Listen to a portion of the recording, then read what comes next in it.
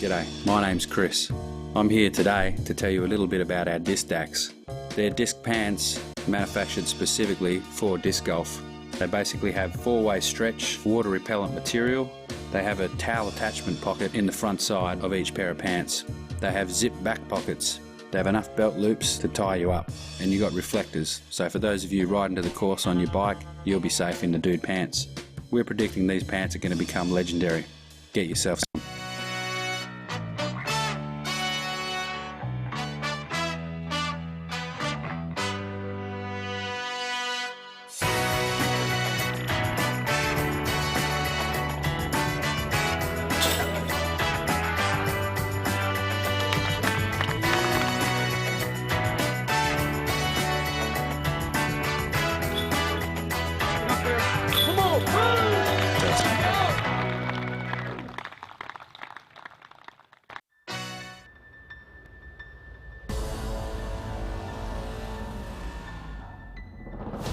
Always thrown Innova and competed with Innova.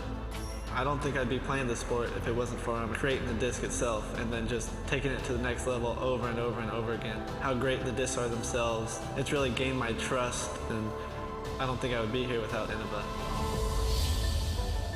I don't see myself doing anything else.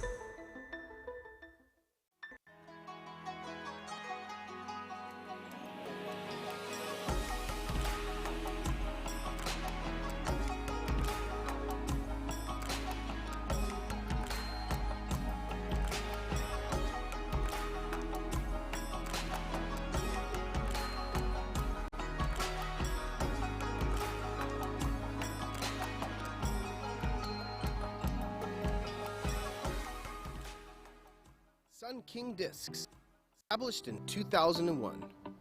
Florida's most respected name in disc sports. Official retail merchandiser of the Disc Golf Pro Tour. Currently on tour supporting Discraft and DGA live inventory, free shipping at $12. All orders $19.99, ships in a box, includes single discs, large selection of both stock and collectibles. Check out the website at www.sunkingdiscs.com.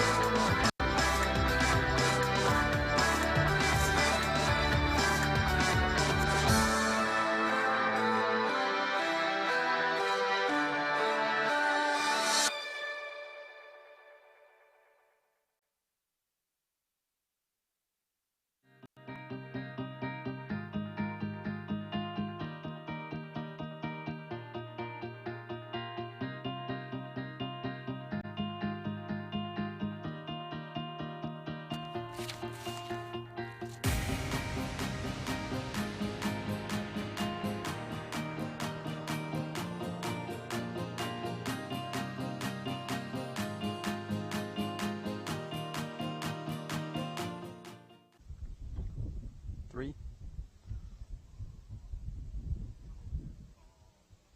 And hello everyone, welcome to the 2017 Nick Hyde Memorial presented by Hyde Discs, Innova, and Millennium Discs. I'm here with a couple of new co-hosts that are going to be stepping in today.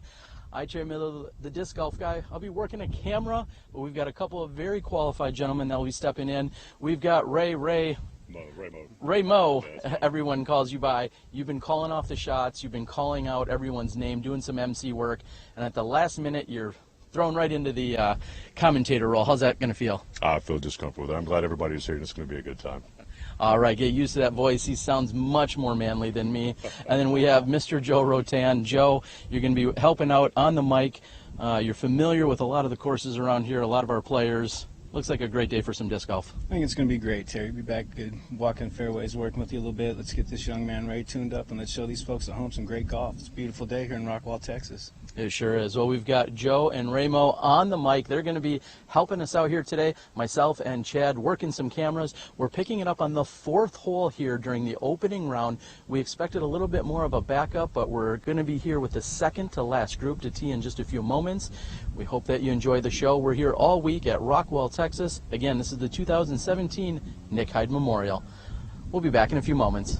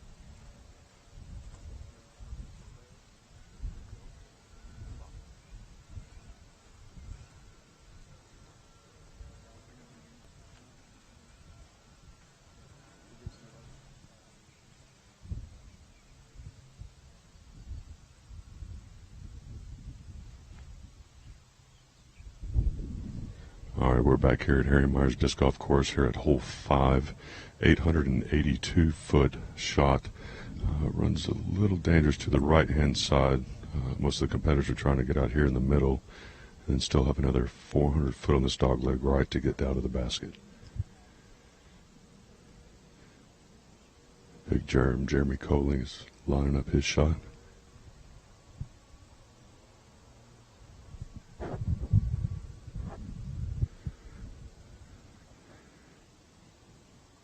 Big Jerem calling it out. Had an amazingly high drive on his first shot. Going for a big up shot here. He's taking the same line. I think he switched up another disc. Hoping to dogleg right here on the super huge long par 5, hole 4, Harry Meyer Park. Appears he just straight off to the left there. That's still Big Jerem with a pretty good upshot attempt from where we're standing, it looks like.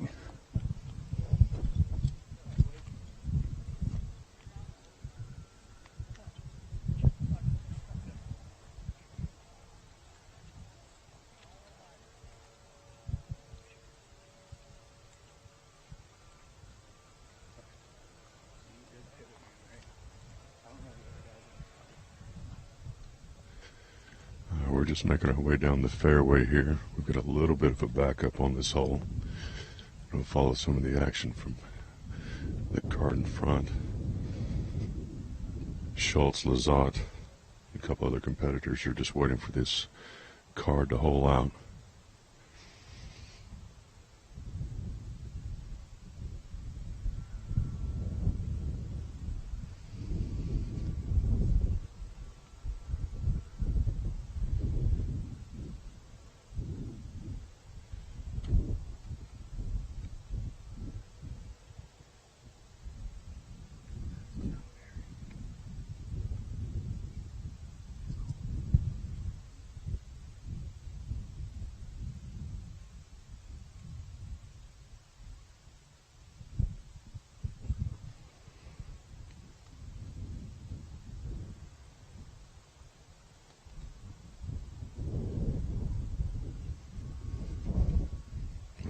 John Perry here. He's lining up a shot. He's still got about 420 feet, 430 feet to get to the basket.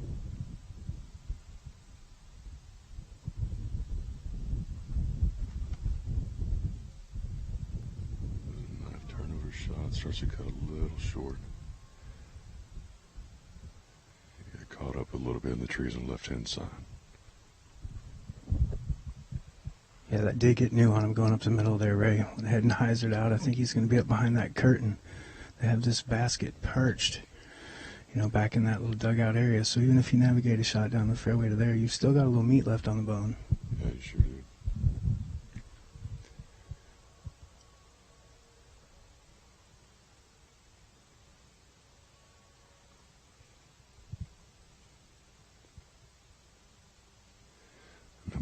This is Keith Fest lining up his approach shot here. He's got about the same distance to go.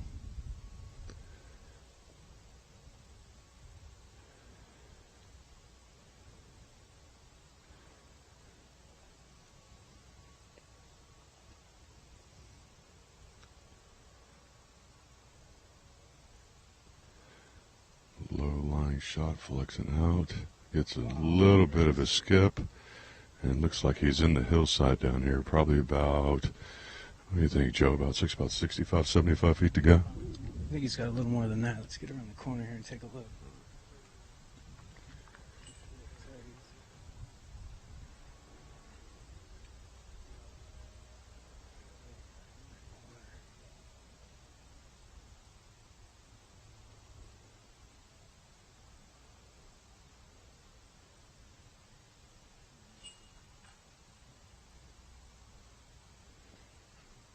Again, we're here at Harry Myers Disc Golf Course for the Nick Hyde Memorial, hole 5.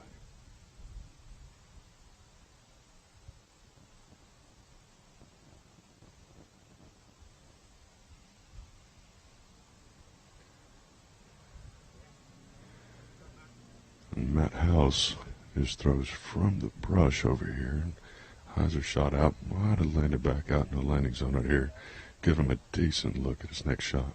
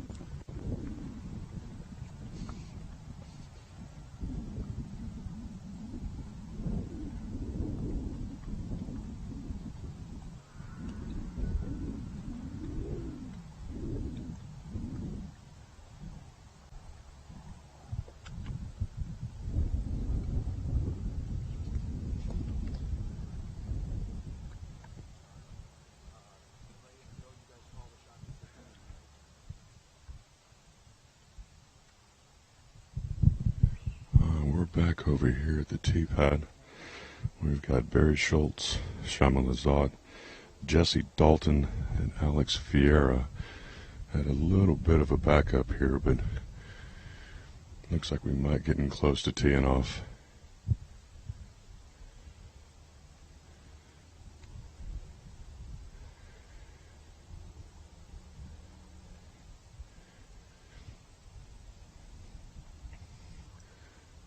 Schultz's release. Pretty straight little hyzer shot. Over the top, clips a tree, but he still has a really good look at his approach at this basket.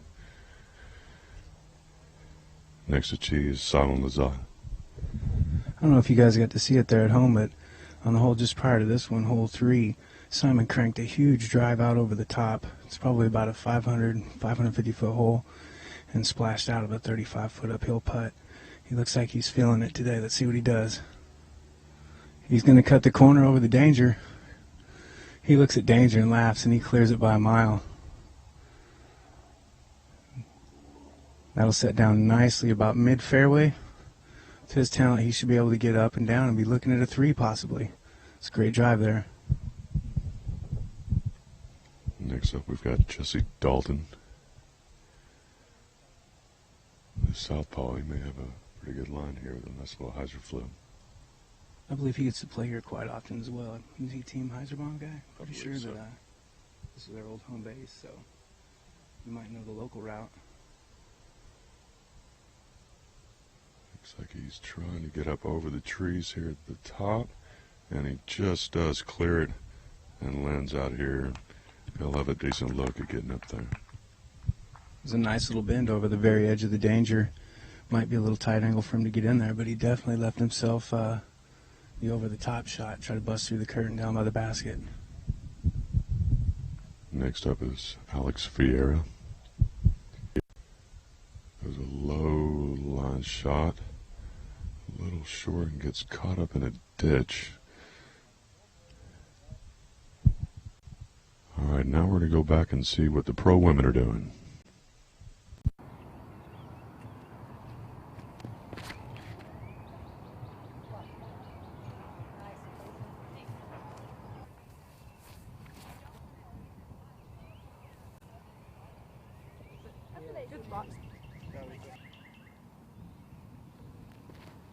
Oh no, it's turning, it's turning.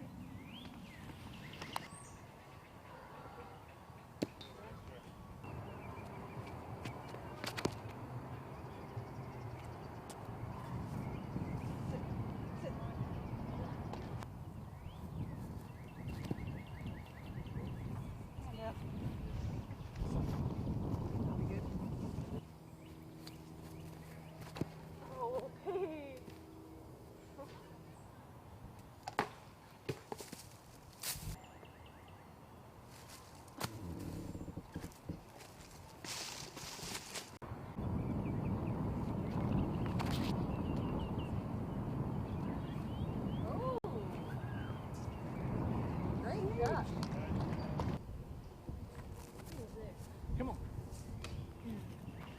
Come down.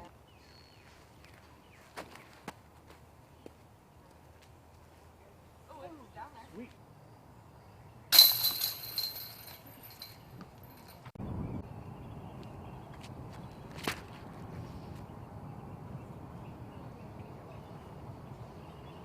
Nice little shot. Smooth.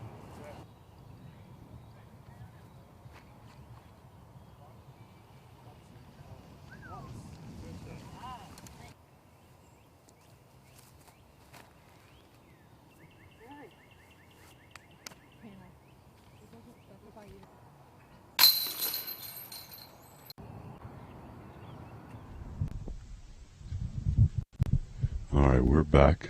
We're still waiting on a little bit of a hold up here. The competitors are just now topping the hill and getting ready for their, hopefully just their tapping putts.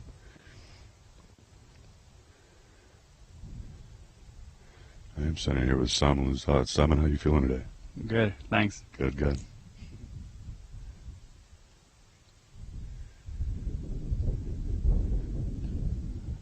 Alex Ferreira lining up his next shot.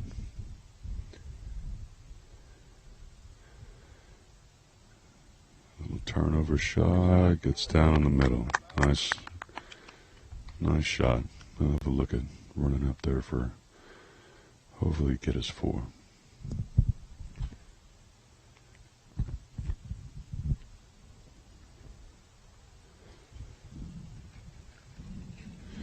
Next up we got Barry Schultz. I think Barry probably wanted that shot to turn over a little bit more than it did. What do you think, Joe?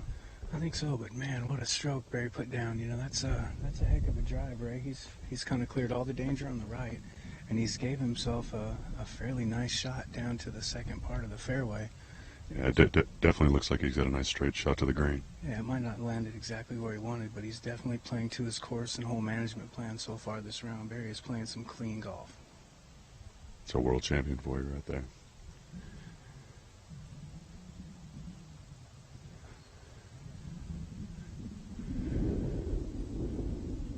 We still got a little bit of a delay waiting for these guys to hole out here.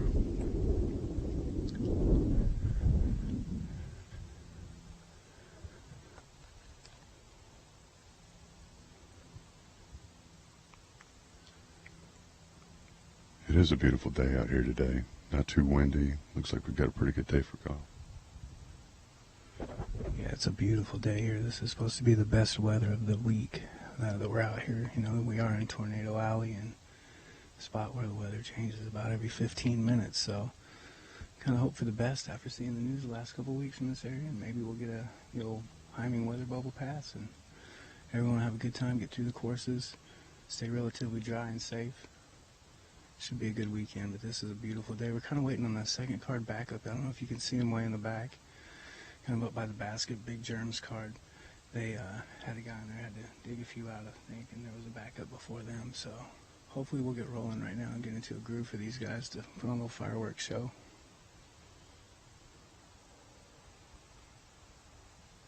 Yeah, sometimes it definitely does make it tough in competition when you get these lulls where you're just sitting there just waiting and waiting and waiting. Can't even really get your groove going.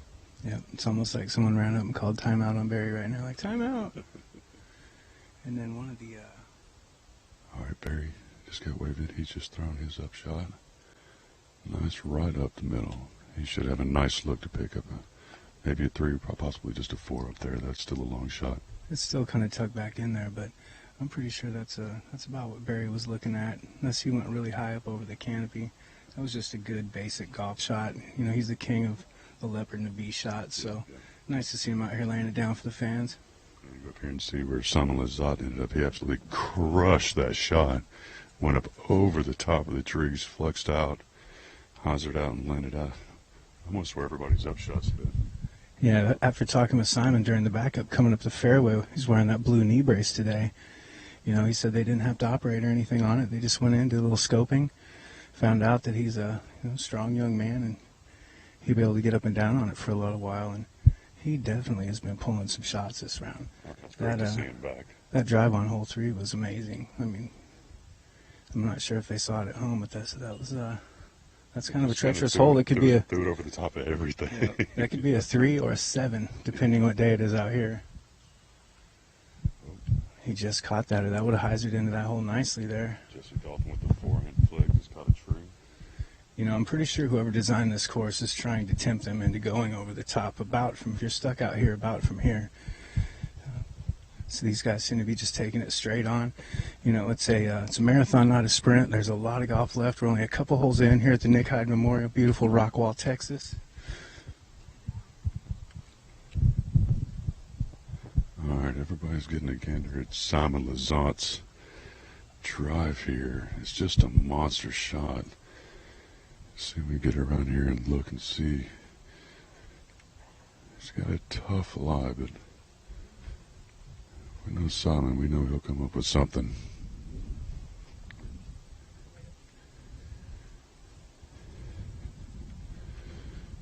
Simon's trying to find a good position on his disc here. He did just absolutely mash on this drive, though.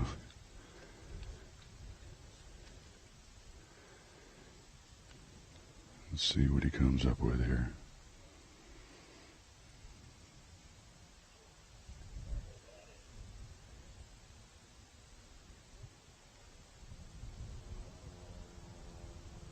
Little forehand flick, hoping to get a little bit of a skip. Well played from where he was at, though.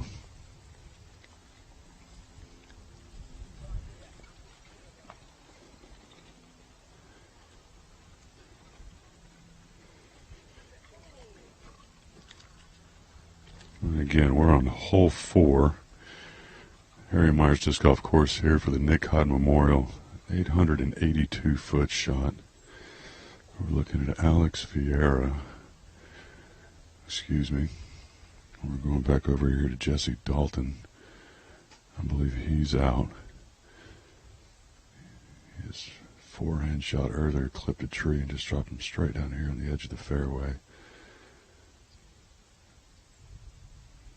Yeah, he's up throwing 3. He's still got to punch a little shot through there. He's going to commit to the alley. He's going to go a little 2-finger.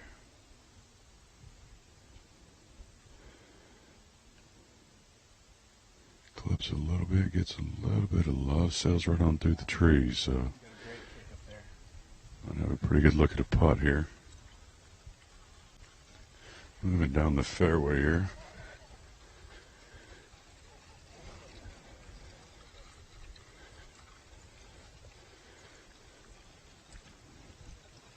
Alex Ferreira is trying to size up his shot and see where the basket's at.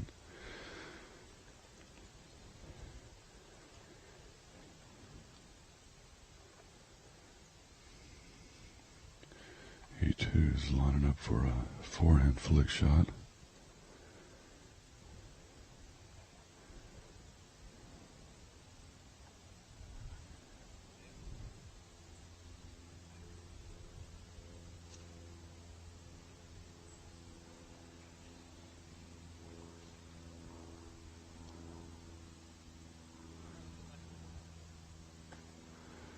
Gets it up and over, and he should be just fine right there. Nice shot.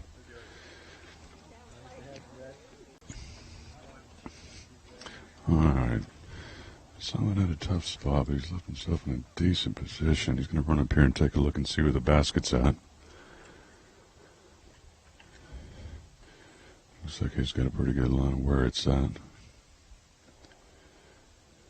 You think he's going to try to run at it here, Joe, or just play it smart and lay it up? I think he'll give it a good push. He'll give it a good run.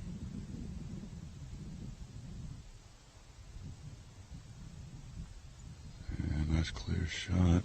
Hard to tell right now how close it ended up to the basket, but should be pretty good. Barry Schultz here also going to take a peek over the hill and see where the basket is. Line up his shot.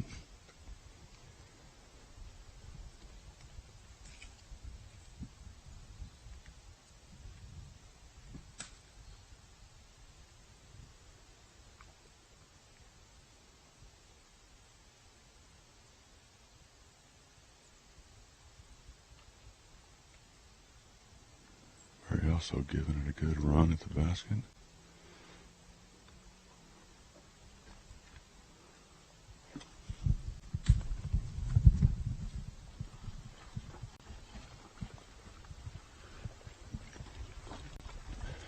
As the gallery net will all this move over the top, we'll be able to get a very good look at the basket and where these up shots ended up.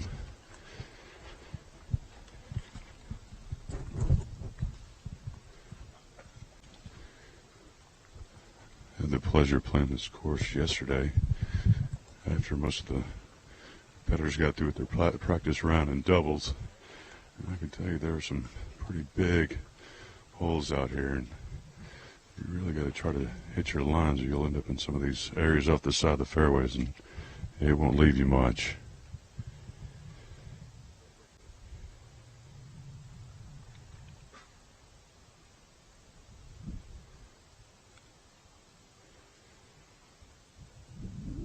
Again, here's Jesse Dalton, just outside of circle 1. I believe this is for his 4, Joe. Is this for 4? I believe this is for 4, yes.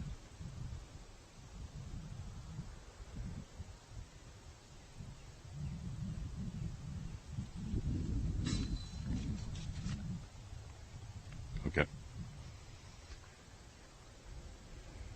Chelsea Dalton unfortunately splashed out there.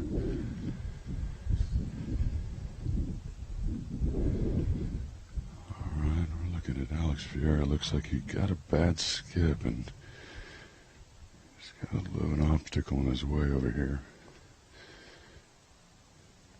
He too looks to be just outside of circle 1.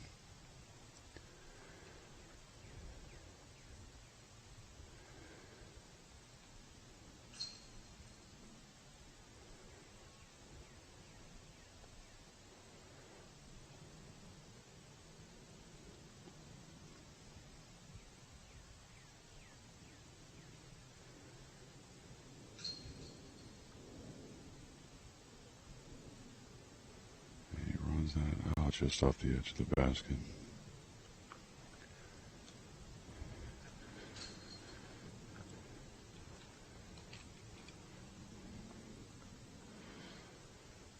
He's got a wide open look here. Very little wind right now on this hole.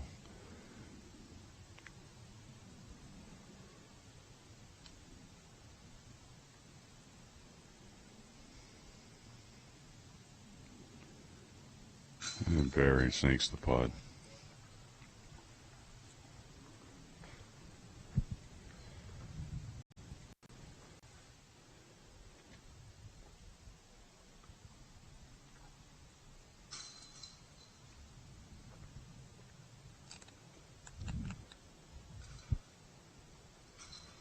All right, Lizotte taps in, and now let's get a word from our sponsors.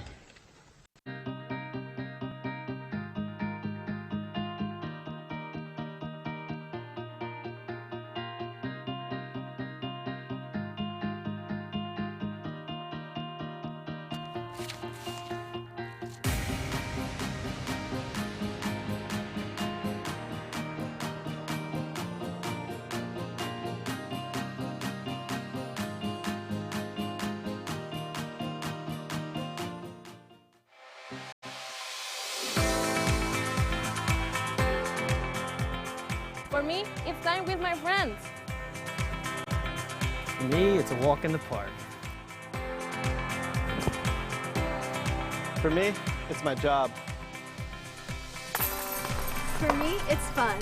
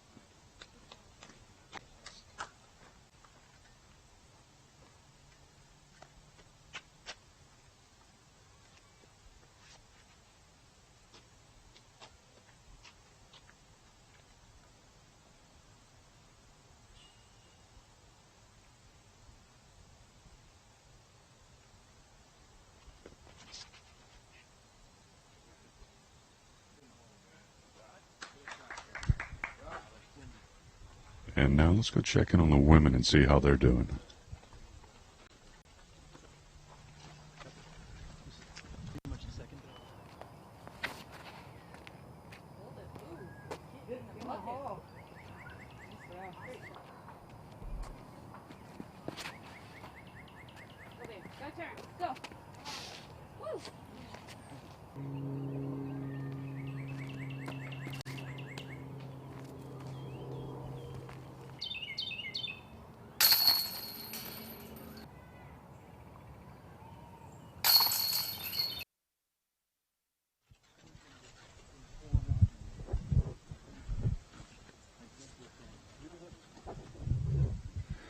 All right, coming up to locate the drives on hole 4. Tournament hole 5. Playing 255 feet. Little par 3. Quick and easy work by these guys.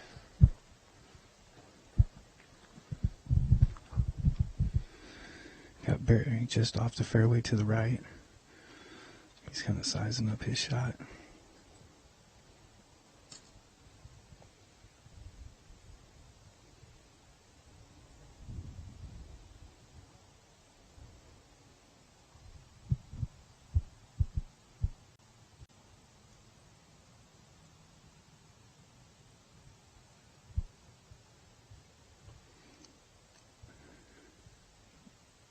Barry just not able to get comfortable with that lie right now.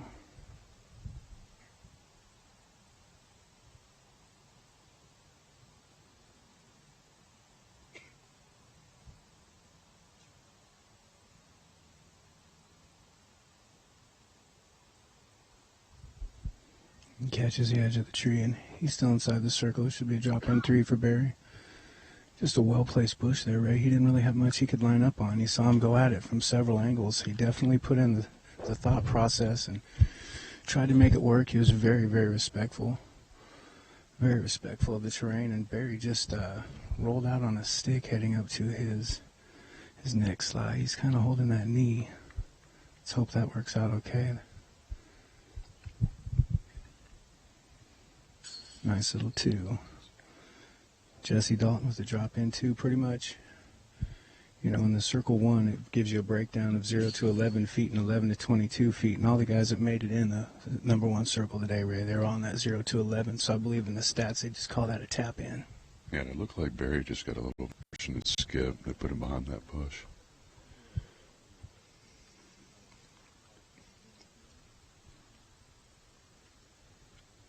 Barry lining this up for par. Looks like he's about 12 feet away here.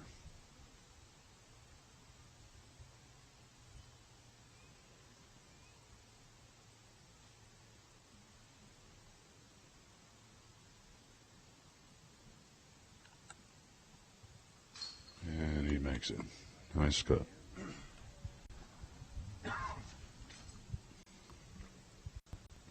Alex Ferreira with about 4 feet away. Easy tap in for his 2. And a little word from our sponsors now.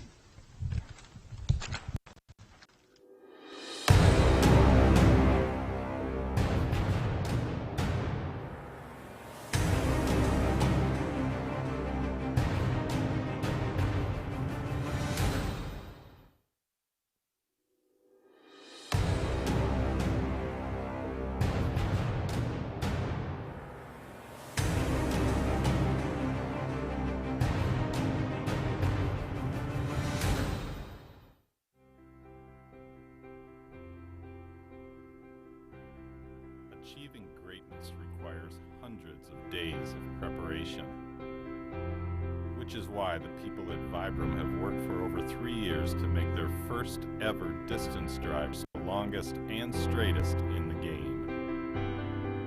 Introducing the new Vibram Lace, helping you achieve your greatness.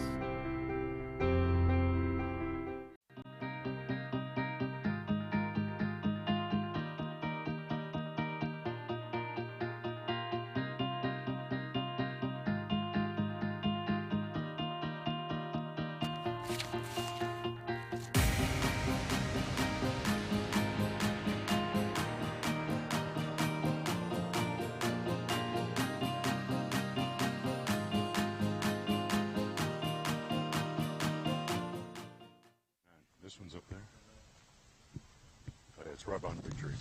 They're coming through.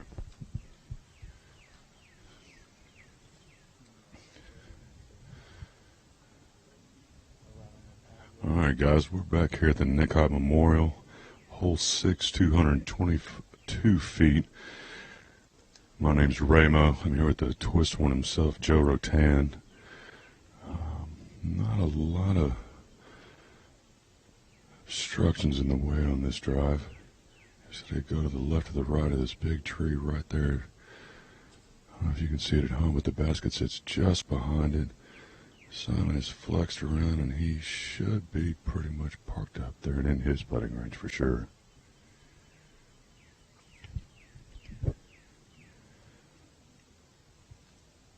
Next is Jesse Dalton.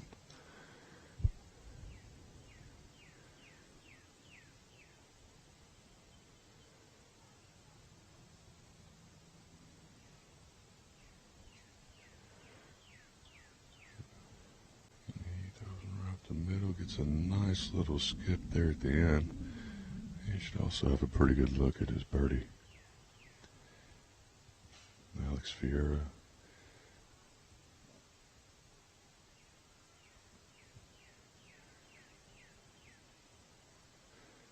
I believe they said Alex Ferreira won the AMC tier this weekend and earned his spot here today. And he's definitely got himself a good card to be on. Barry Schultz.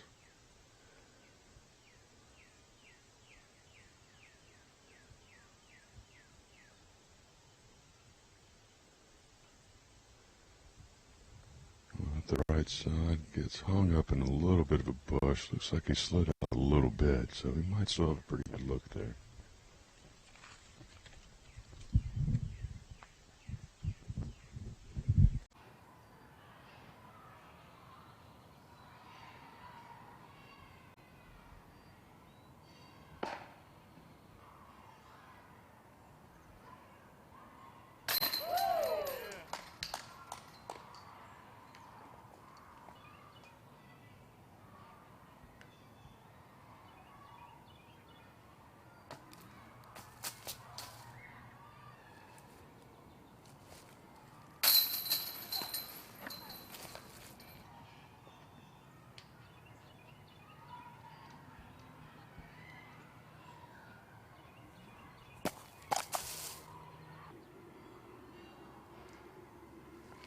Oh, air ball, really?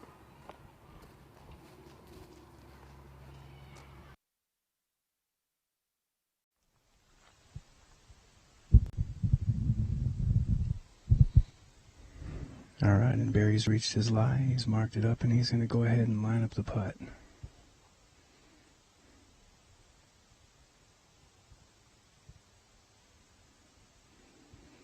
He's just outside of circle 1. Playing about 5 feet uphill.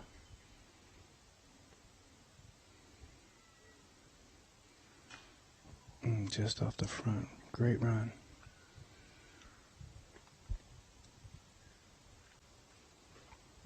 Had Simon kind of pure that line there. It's not sure what number MD, but I'm pretty sure it was a glow MD. Kind of flexed right through there nicely.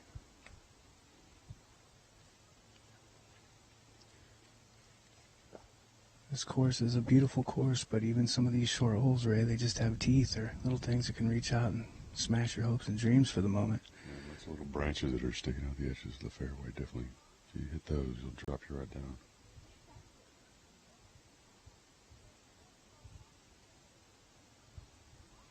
Nice putt. You know, I think that's part of the challenge of the design here is you need to learn to take your lumps and move on. Mm-hmm. You know, a couple of these holes, especially tournament hole 4 back there. You know, as we said in the broadcast earlier, that could either be a great 3 or just a horrible 8. And Simon with the fundamental flip in, so that's a nice 2. Getting ready to clean it up here on this hole with Alex Ferreira on this. Just basic putt. All righty. Let's go to the ladies. Well, we're going to the sponsors.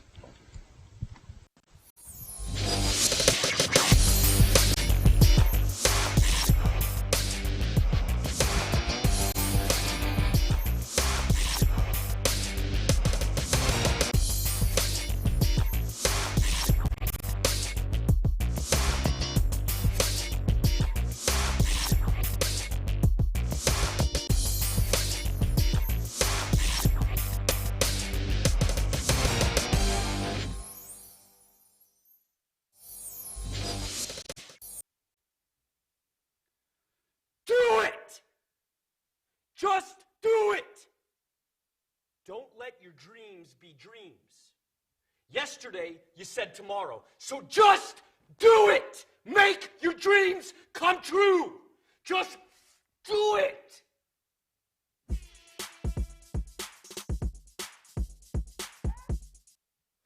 Just do it!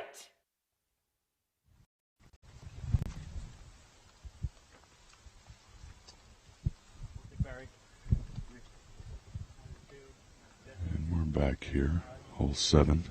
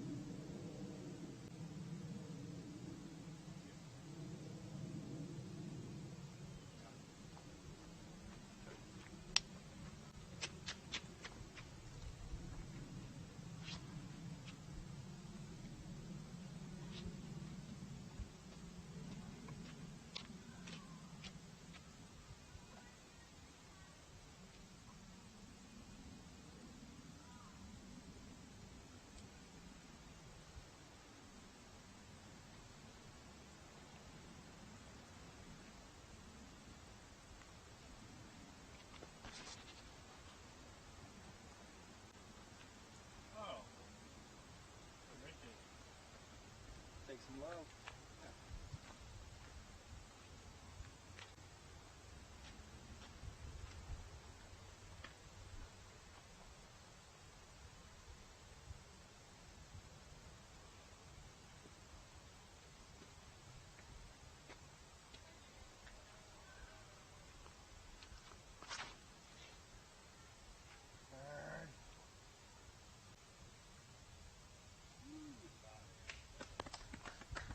All right, let's go check in with the ladies now.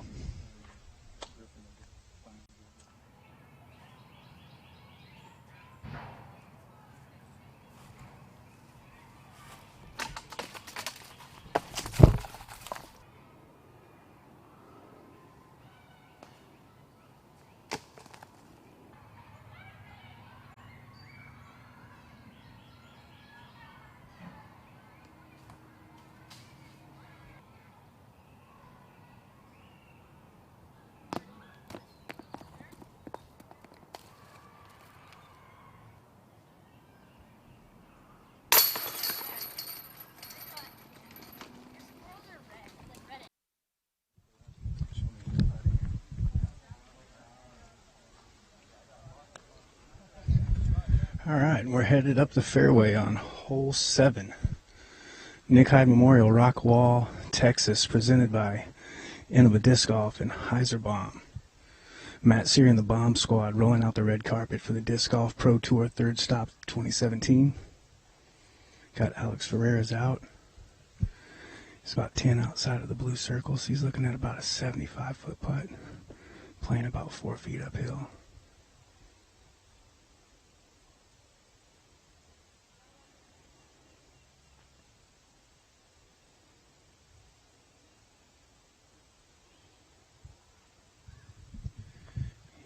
Just right. Kind of played the safe shot, not wanting to get in the junk behind the basket, catch an edge, and roll on down that hill down there. So that's a good play. Gets a safe 3 from that far out. Had a wise man once tell me, if you can't two it, three it. That seems to be a golden rule in disc golf, especially on this part of the Harry Meyer course. You notice right when you pull in, everything is super plush and beautiful, and it looks like you could just be cruising around barefoot playing disc golf. Then a couple holes in, it dips you into this and turns and twists and pokes and sticks, and then all of a sudden we're going to pop back up into the beautiful grass and the sunshine and cool water. That's the thing about this course. It's definitely got some very technical lines, and then you get back out to these open fairways, and they get ridiculously big again.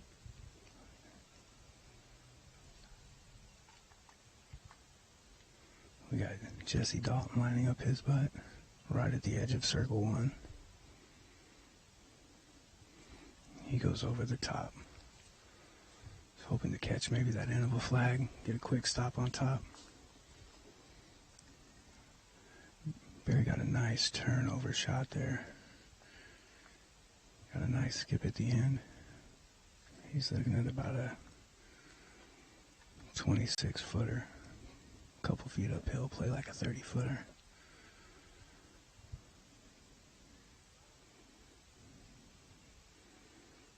That's just another day at the office for Mr. Barry Schultz. When you go to his house and you look on the mantle, there's some major hardware up there for keeping calm and doing stuff just like that over and over about just these 70 holes of tournament. Nice to see him out doing things. Let's go ahead and cut to the people that make this production and promotion possible. With wonderful sponsors.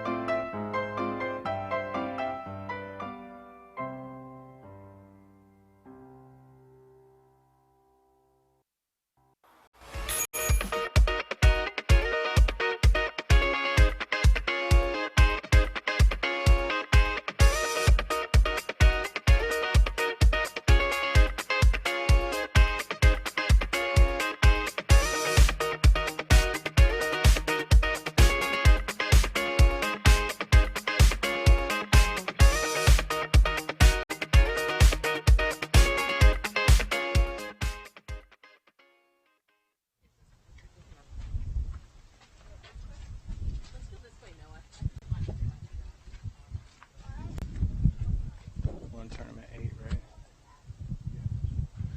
All right, now we're back here. Hole number 8, 214 foot.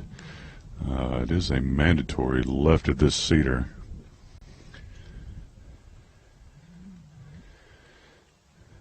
Son line up a forehand skip shot and keeps skipping a little bit further than I think he wants. Looks like he might just be just around circle 2. For those of you at home that haven't played this course, right behind the basket, it drops off about 55, 60 feet into all that shag that you're seeing there on the left. Unless you catch a little bit of love, that could be the longest 214-foot hole you played in a while, Ray. You like playing at Duncan? I believe Big Germ broke out his Wombat 3 on this earlier. You notice Barry just rolled out the edge. He caught that edge. He could play all the way down that hill. We'll know when we get up there, but it is definitely some thickness. You can see the end of a flag blowing. We're looking at a right to left wind here. Jesse Dalton going to address his shot.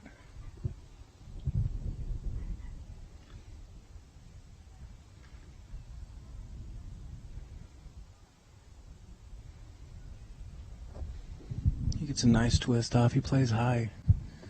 Yeah, that's what you want to do. That's what you want to do. He took that shag on the left right out of play with that shot. That was well played. And then opening that disc, the face of that disc up to the wind, just kind of set it down where it needed to be. Alex looks like he's going to line up a little two-finger shot. He's probably as well trying to play away from that Schultz on the left. But even if you play safe and you dump out and you're in circle one, you're still looking at a 33-foot putt straight into the shag. See, he got a little. He came off gentle though. I bet he's not that far down. I bet he's only about, judging at the cameraman, he's about 10 feet down. Let's go ahead and jump over to ladies while these guys come try to find these shots on the left.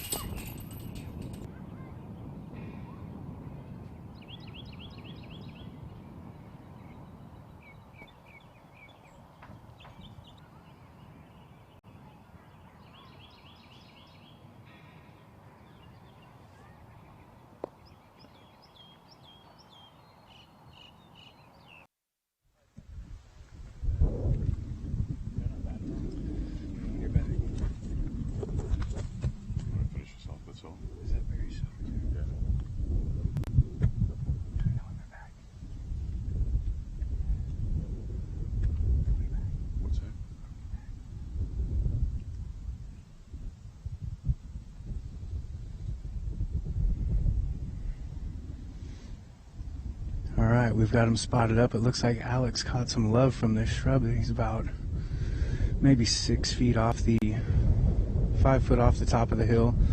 But he's definitely in some shag looking for a window. He's going to kind of inch down there and get it. Looks like he'll be able to get a free arm for this shot. Going straight into a headwind.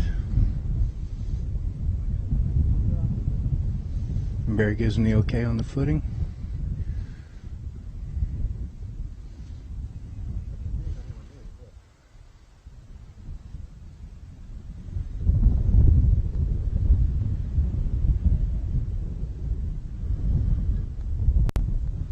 Sizing it up.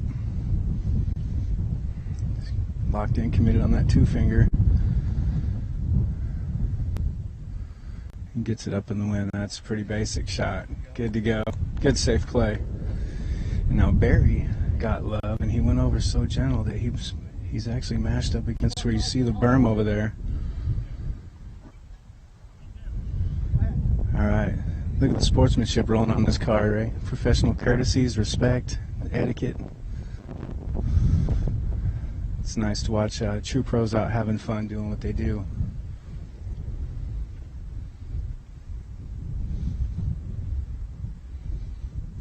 Great putt by Simon. Simon's just feeling good today. He's just about 5 feet out of circle number one, puts him at about 38 feet on that. Little sigh of relief, and he's going to head into the next hole happy. Barry is looking to see some opportunities here. As I said, he laid up against that sandy berm, or he would have taken, that trail's probably about 55 feet down to the bottom. Had he not hit that sandy part with that rock, he would definitely have some work to do, but he didn't. He's looking at about another 38, 39 footer. He's got some awkward footing. He's got that stern headwind.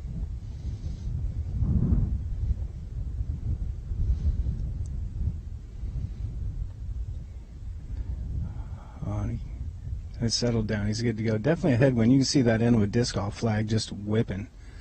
So there's definitely some wind out here. You can see the circle 1 and circle 2 flags blowing around. But you know, as we said before, Ray, now we've come up out of the woods and the depression that's down there, kind of the lower holes, the hilly holes. We're back up top, and in this area, as the day goes along, the wind gets big. Yeah, it's going to be really challenging for these boys. They get down in the trees, and the wind really dies down just a little bit, and you get back up in these wide open fairways. You can definitely see that it's blowing out here a little bit. Yeah, and this hole was definitely designed with that Mando there to be kind of the game of angles, not betting that they had many righties or great flick players throw through here, and then the wind really becomes a factor on this hole. Let's jump up out of the way as Barry makes his. tap in.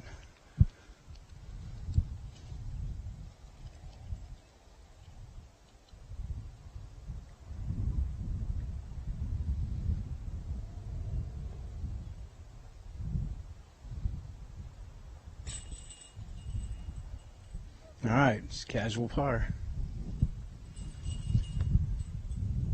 And now a word from our sponsors.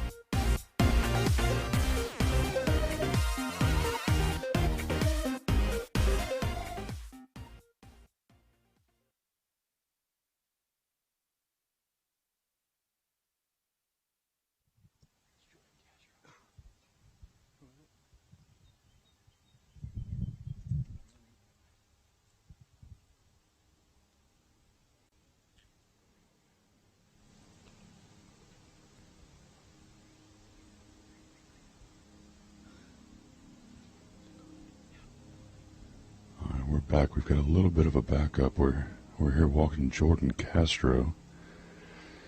I'm not sure if this is for his birdie or his par, but he's lining up, settling in.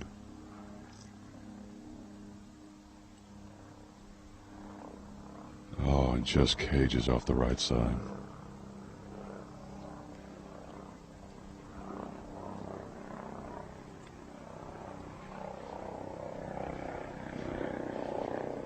Next up is Nicola Castro. Looks to be about 15 feet out here. His signature straddle putt.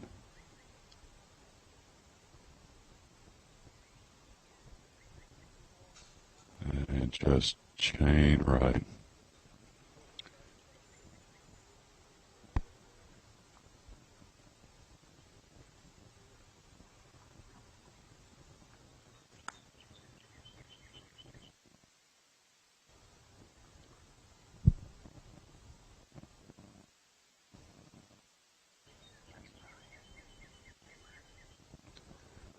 Looks like we've got Ryan Draper. Looks to be about 10 feet up. He's got a pretty clean shot. He does have a little bit of a bush in the way here. See how he plays it.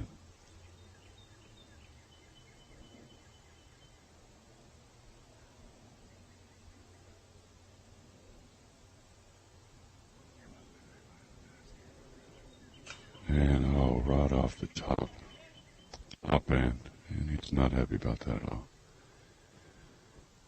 Nico lining his up again.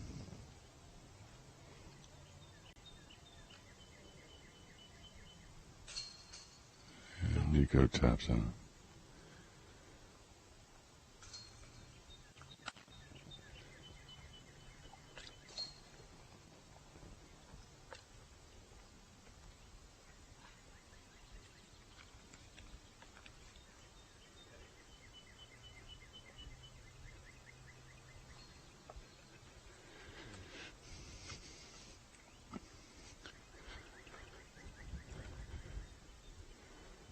And as we wait for the competitors to move out of the way of the pin here, we're going to be looking to set up a next shot here.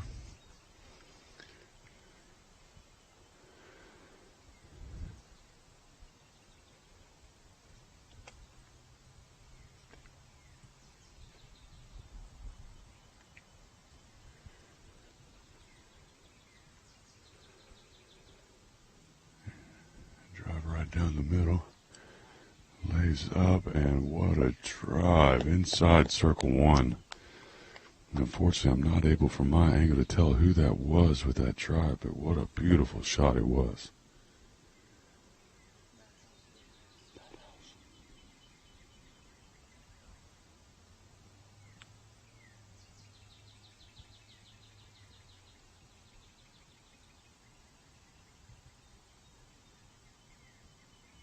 Joe, can you tell who's on the tee pad now?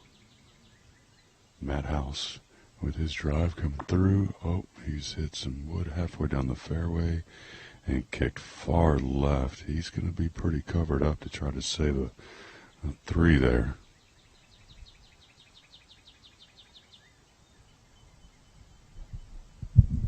Next we got Big Germ on the tee pad.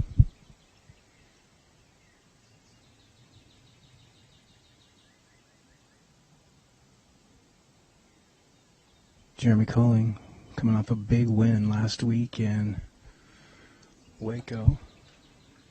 The playoff with James Conrad. So he's just off a tree left into the Schultz. Those guys should be able to get up and down, but that is quite a curtain in there they'll be dealing with. Big Germ also dropped the big perm disc this morning at DGU. Wanted to thank everyone at home who picked one of those up. You can also pick some up at the Festival of the Flying Disc tonight, the Disc Golf Pro Tour version of the Fly Mart and Festival games. Lots of great sponsors, lots of good activities for the locals, the players. It's a good, fun environment. So far, Ray, straight down the street has not been played on this hole. Whoever had that first drive, they are sitting pretty compared to these last three shots.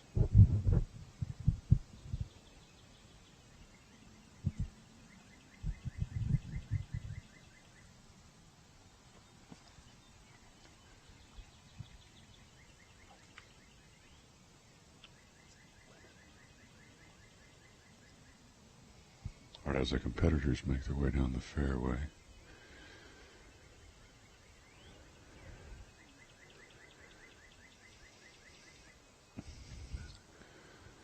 had Matt House and Jeremy Colling here.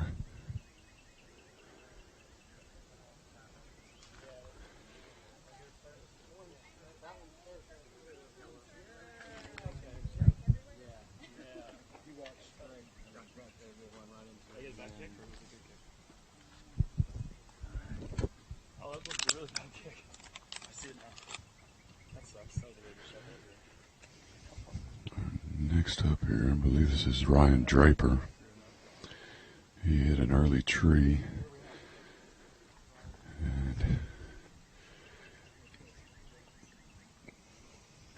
as we try to line ourselves up to get out of his way.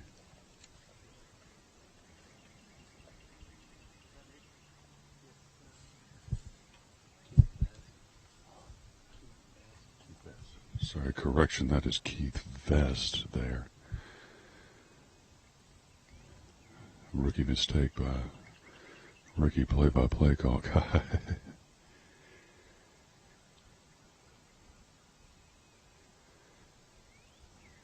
And he goes with a forehand, a little Anheuser. Looks he might have gone a little deep. We'll be able to see as we get up here. We're going to move our way down the fairway here and see Jeremy Colling has located his drive, and Matt House is working his way over to his and to see who's out here.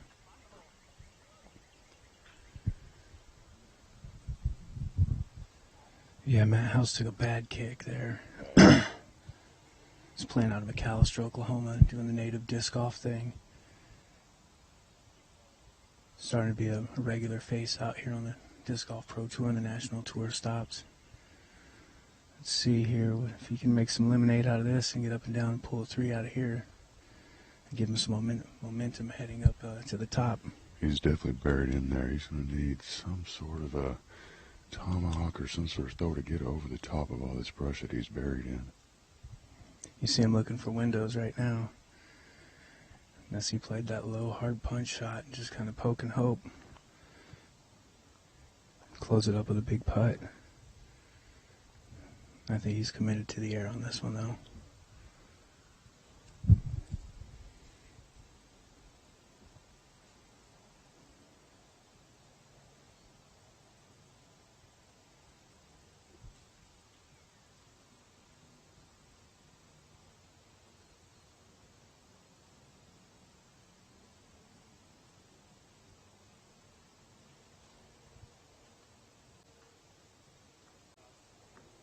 That was a great out. And into circle 1. He took the high route right. He busted through probably 25 trees on the way there. Got love when he needed it down by the circle. Looks like he's laid up just on the left there. So I think he can build on that. I know walking up the fairway, he looked pretty stressed about his lie there. But you look initially and he almost looked like, oh, I'm going to get up and down for a 3 here, but he definitely threw out a good shot, and he's going to have a great look at a par here. Yeah, a little fundamental putt. Now we're looking at Big Germ. As I said, coming off a big win last week, or 2 weeks ago at the Disc Golf Pro Tour in Waco. And he kind of got a kick as well. He just didn't go as far as Matt off the fairway, so he's not actually on this side of the ditch back there. So he's taken out a lot of shag out of the way, but he's still on the very edge of this left side fringe. Let's see what he pulls out.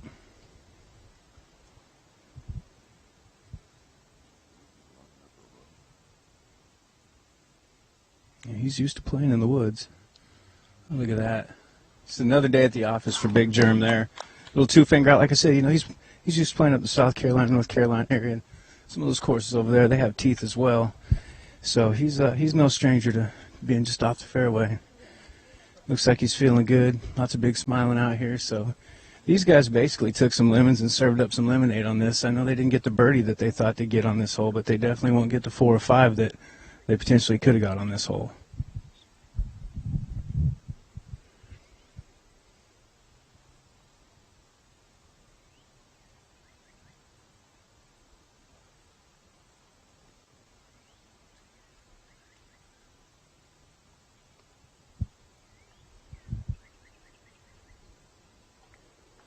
I believe this was John Perry lining up his shot.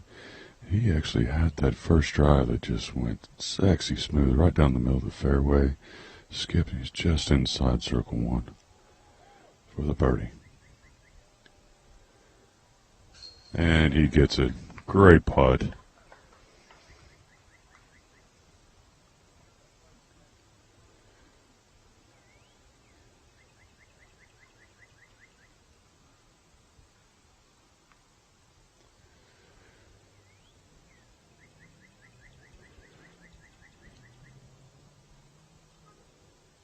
Again, I believe.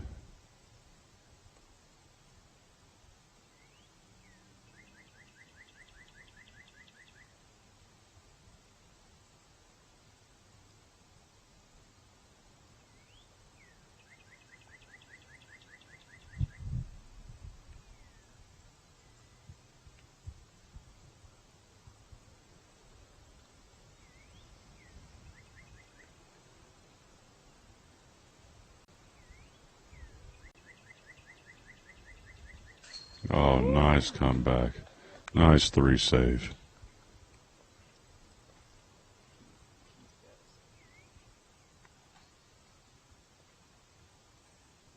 Matt House inside circle 1. Looks like about 12, 14 feet out.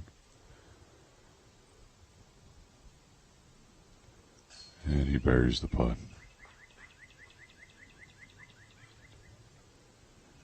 Jeremy's got about a 6, 7 foot putt. Should be a simple tap in for him. And of course it is. And now we're going to work our way back down the fairway. Catch back up with the lead card.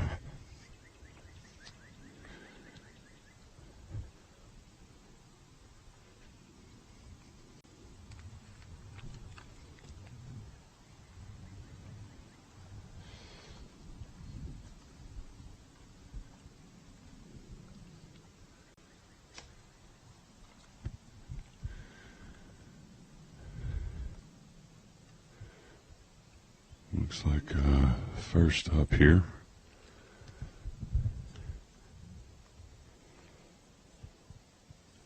We've got Simon Lizotte. And he pulls him down. Got a little flippy on him. Hit a tree about midway down the fairway, just to the right hand side.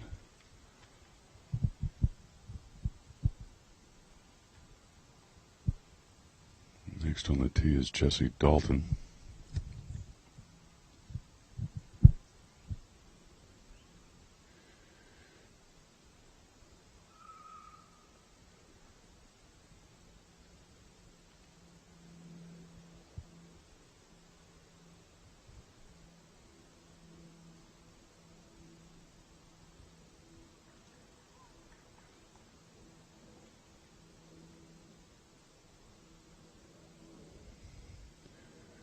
Jesse Dalton puts one right up the middle of the fairway. Heiser's out at the end. He'll still have a look. He's just outside of circle 2, probably about 8 to 10 feet, so he's still got a decent look at the basket. Next up, we got Barry Schultz.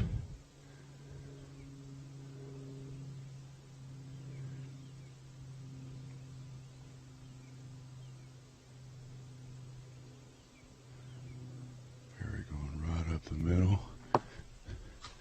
He hits a tree about halfway down the fairway and kicks just to the left at the edge. So he's not too deep. He'll have somewhat of a look here.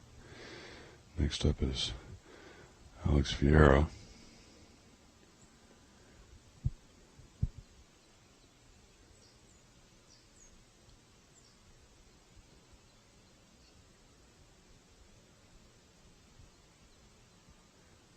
Alex throws and unfortunately he hits a tree probably only about 60 feet off the box and drops him straight down. Well, let's go check in and see how the ladies are doing.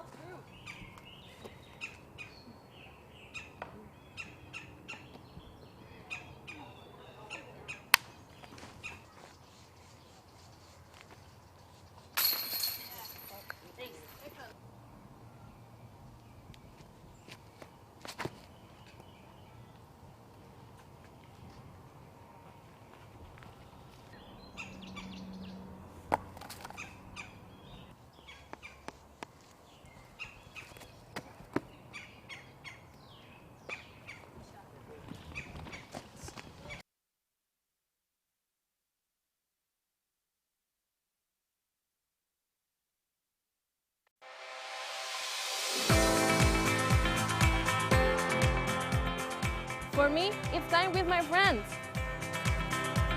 For me, it's a walk in the park. For me, it's my job. For me, it's fun.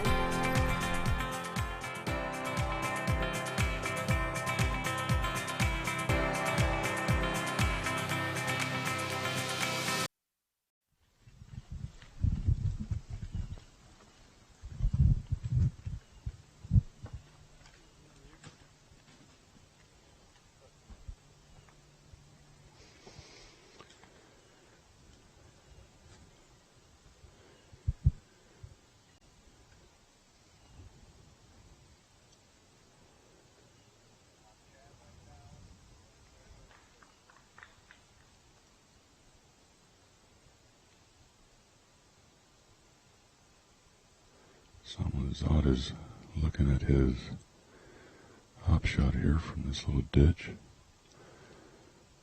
He's got a pretty good run in it. And lays it at about 12 feet from the basket. Nice approach. Alex Ferreira, after hitting the early tree, threw a forehand flick, so he's made it a little bit past Simon, but Barry got an unlucky tap off this tree. He's just on the edge of the fairway here on the left-hand side. Let's see what he's going to try to line up as an approach here.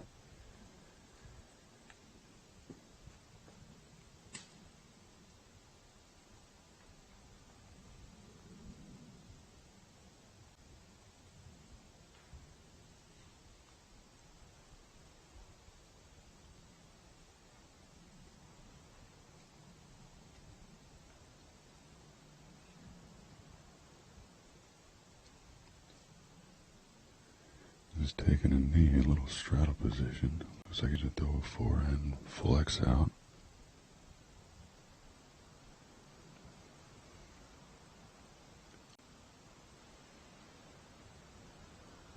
And he lets it go. It's fading around. Oh, caught another unfortunate tree branch and cut him short of the basket. Inside circle 2, so he still should have a look at it.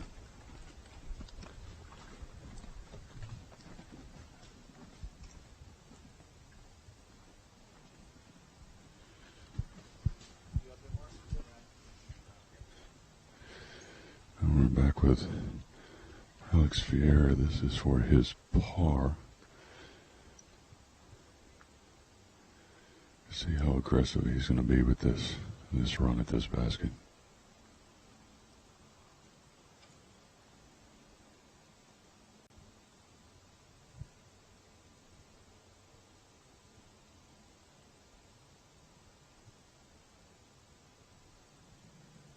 Flex shot, and he's decided just to lay it up onto the basket, probably about 6 feet from it, so he should be able to save his 4 on that right there.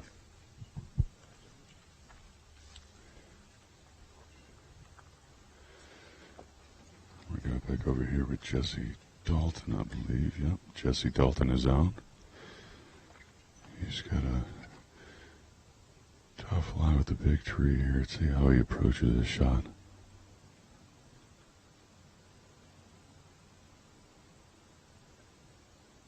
He was running after him.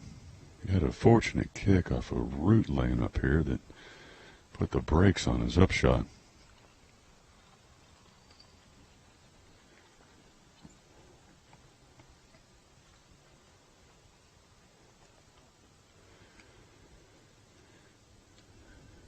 Barry trying to get a good look in the eye on what he's going to do here. He's nestled right next to this tree.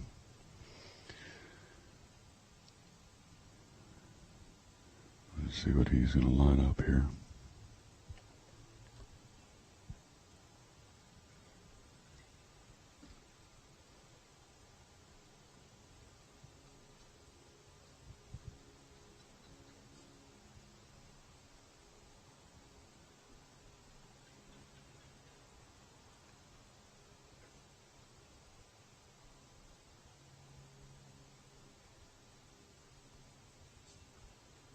Gives it a rod. Oh, top pin and then cage down. Unlucky break there for Barry Schultz. Simon is going to take a look at his. Looks like he's about maybe 18 feet out.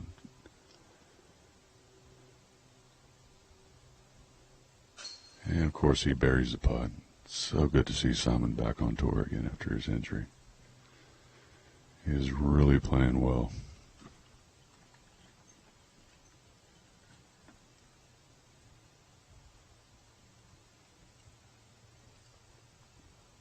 Barry just walking in for his tap in. Jesse Dalton coming up to take a look at his putt. He's looks about 10, 11 feet out.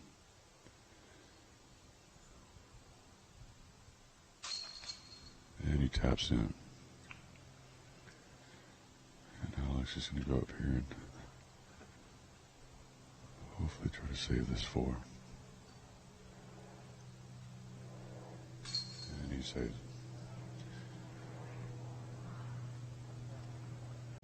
All right, and as we move on to the next hole, let's get a word from our sponsors.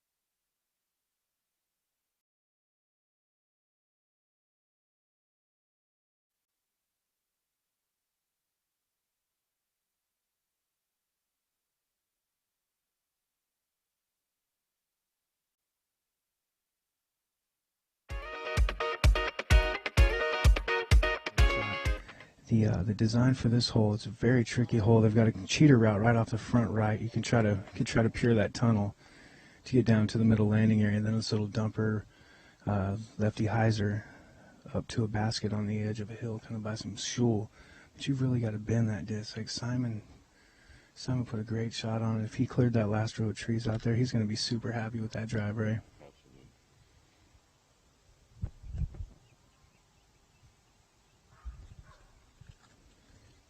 Got Alex Dalton lining his up. Jesse Dalton, he actually goes down that middle route, tries to clear the pipeline. I think he'll be happy with that as well.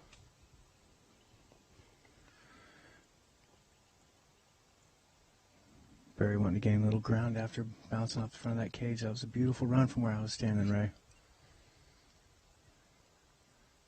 I think Barry's going to shoot the gap as well.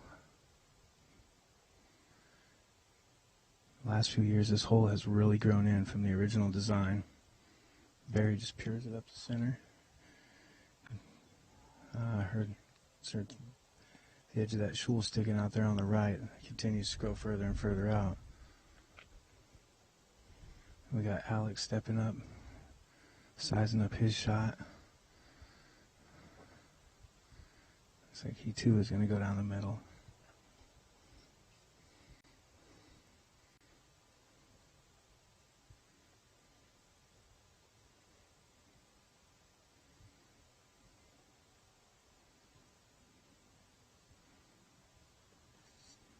When he's heading right, he's going to catch some of that Schultz. Let's hope he checks up a little bit. For those of you at home, just when you see the biggest burst of sunlit grass out there, the basket is just to the right. All right, let's go check out the ladies' cards while we get up to these lies.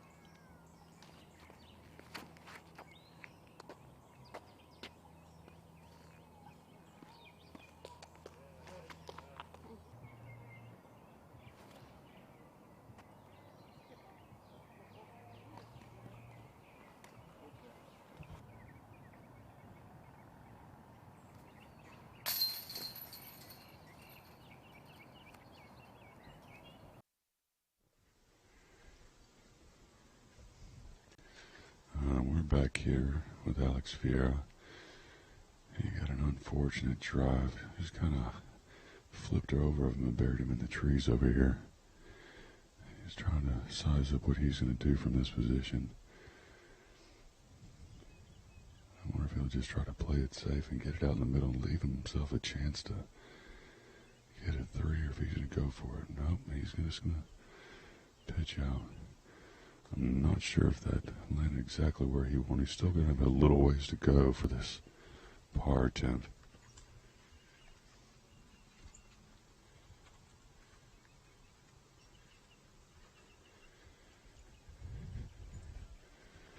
Looks like next up I got Barry Schultz. I'll take that back. Alex is still out here. This is for par.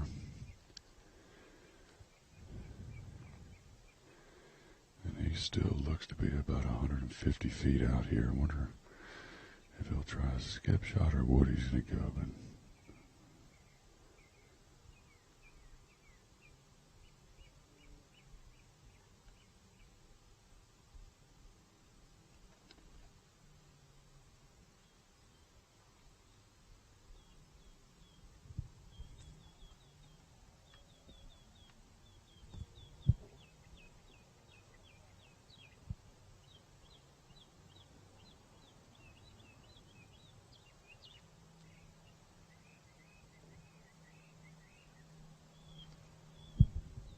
he's trying to throw a turnover shot that needs to get down. I'm going to take a look at Barry Schultz here. He's going to try to get a good line on the basket, see where he needs to get this shot to tail around these bushes that are over here.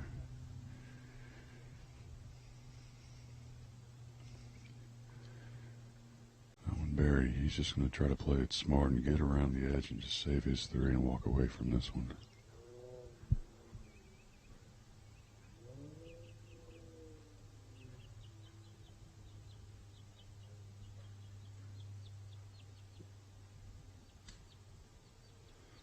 What do you think here, Joe? You think Barry's just going to try to lay up, get up there, and get in out of here with the 3? Oh, yeah, he's just going to get up and down around that corner. You guys can see the very edge of circle 1 and circle 2 up there. So I think he's going to play it smart. Just dump a little flick shot up there.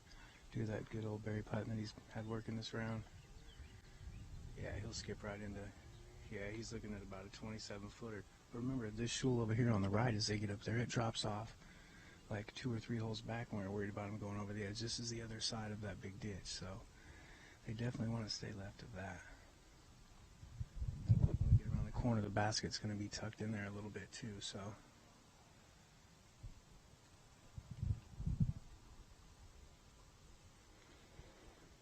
Up here on his second shot is Jesse Dalton.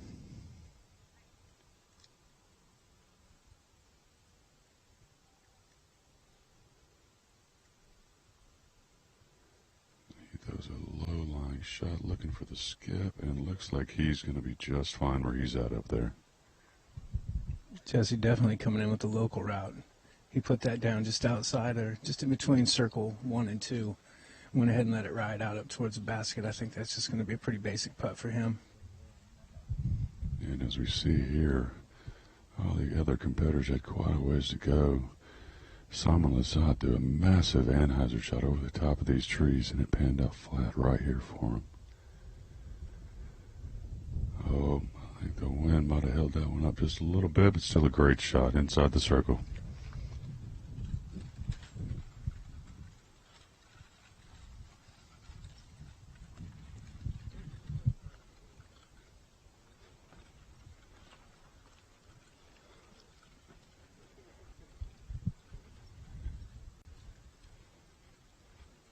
As we're approaching here, I'll take a chance to thank Terry Miller for this opportunity to commentate today. And this is a beautiful day here in Rockwall, Texas. We had around 175 competitors, if I'm correct. And I believe everybody's really enjoying the day today. A little bit of a breeze, maybe 15 mile an hour or so. So nothing too hectic right now. The weather's really cooperating with us. So, Ray, how does it feel to be handpicked by Mr. Matt Siri to come out here and get your big debut of broadcasting with this crew? Let's just say it was a little bit of a surprise. It's the quickest 3-minute cram session you've ever had, but you're in good hands. Got your fellow teammate here with you. The ambassador squad out here leaving it better than we found it. Just kind of look at the dam and fill the holes. Throw a finger in it, Ray. That's it. Got it covered. You feel that breeze kicking back up?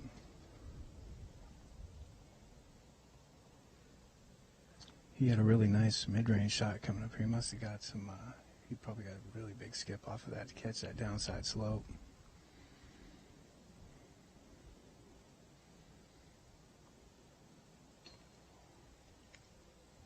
That's one thing that they've done here this year, Ray. If you notice the different heights of the baskets, even working on debuting some sort of basket marketing or advertising pieces that raise them up. I believe we'll see those a little later in the broadcast. I'm not sure if that's Mr. Dodge's work or Matt Siri's work, but definitely looks kind of cool.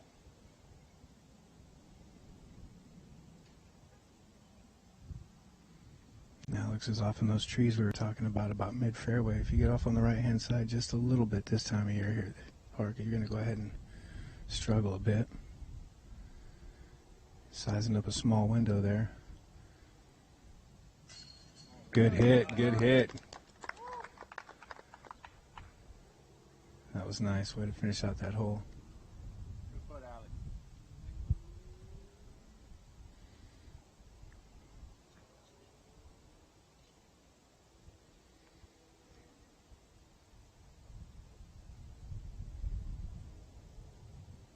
We've got Barry waiting for Big Jerm behind us here. T-Box 11. Hope he's having a good day. He's definitely looking fresh in that Adidas outdoor gear.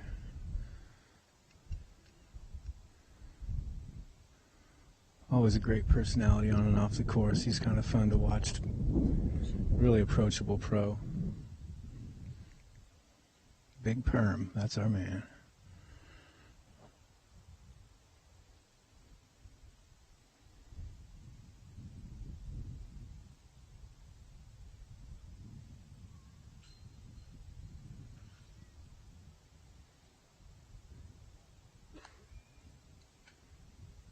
takes the big airline. Can't see how that turned out. All right, so we're gonna get back to hole 10. Barry's gonna size up his putt. Well inside circle 1. I believe he'd be on the back end of circle 1 with the 11 and 22. If you're home watching the DGPT stats.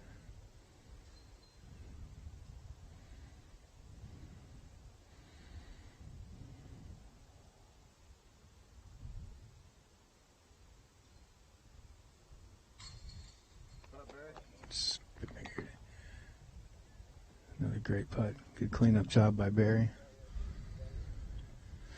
Opening day of the Nick Hyde Memorial Disc Golf Pro Tour, stop number 3 of 2017. Let's go ahead and go check out the people that make all this possible. Remember to support your sponsors. Remember to support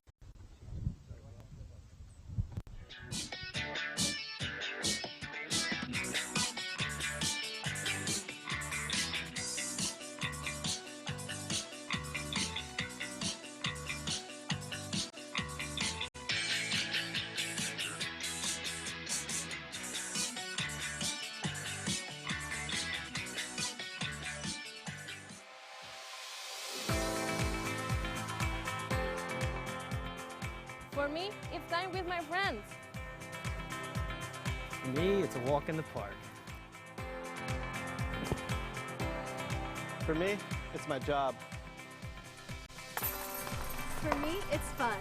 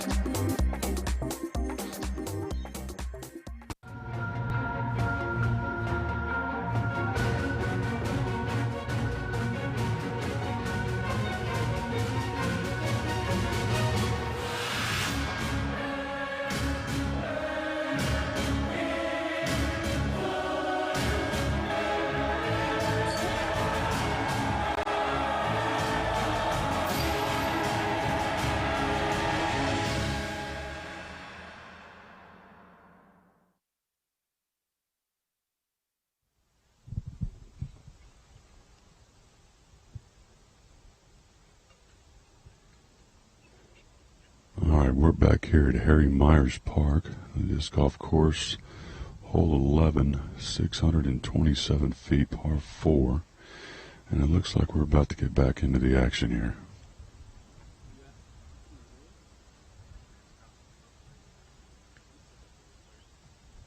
Just trying to get a clarification that we are clear for Simon to tee off here.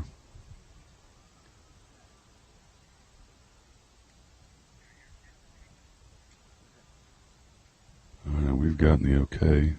We are clear, so on the tee, Simon Lizotte. Looks like he's going to be going for that big anhyzer shot that really worked out well for him last time. And he laces it. And it looks like it. Not quite sure if it kept fading or if it pulled out early.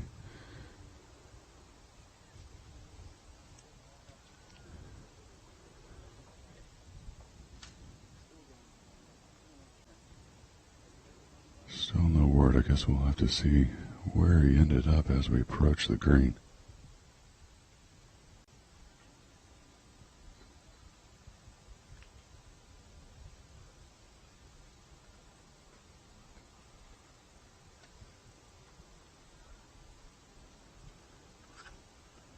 Very nice hyzer flip right out. Steadies up and edges up right in the middle of the fairway. He'll have a great look at his next shot from there. And up next, Dalton.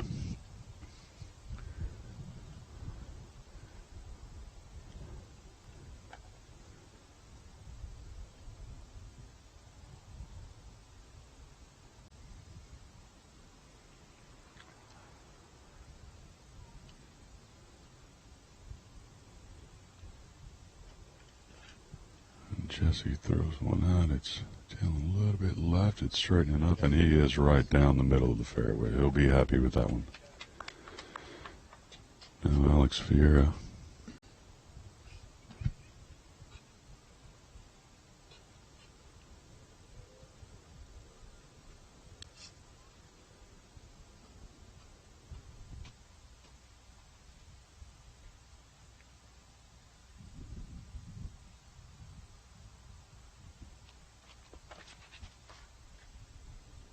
Another good looking shot, just right up the middle. A little bit of a skip at the end. We'll see how that panned out, but great shot. Now let's go over and let's check on those pro ladies and see how their round's going.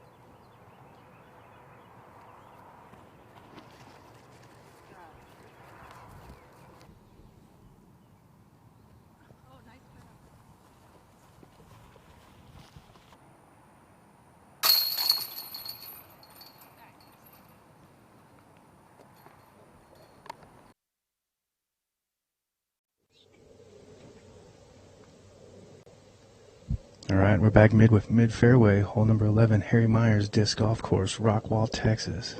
Disc Golf Pro Tour Stop 3, Nick Hyde Memorial. Alex caught a bad skip, caught a little edge there. Ended up in the Schultz just off the left. But as we've been seeing time and time again this round, even just a couple feet off the fairway can kind of take you out of your rhythm. He's been in and out, eyeing that up a couple times. I'm not sure what he's going to pull here. He's looked at a few options.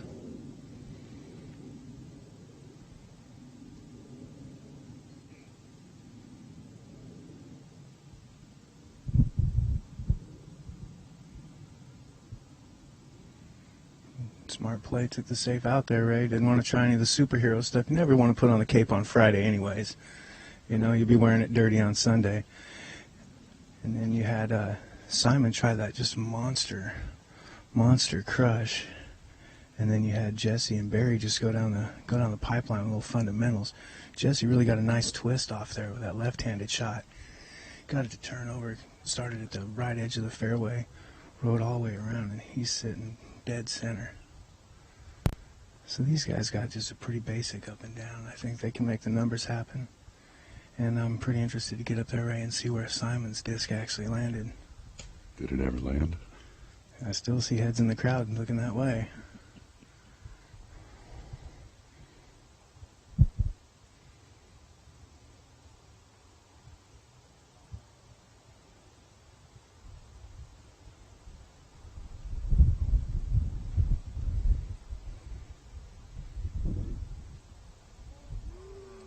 Like I said, just a pretty basic golf shot for these guys out here, Ray.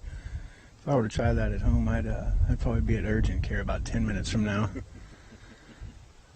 It's really thrilling to see these guys over time and how the game's progressed and just taking these really amazing air shots and thinking outside of the box on some of these courses now.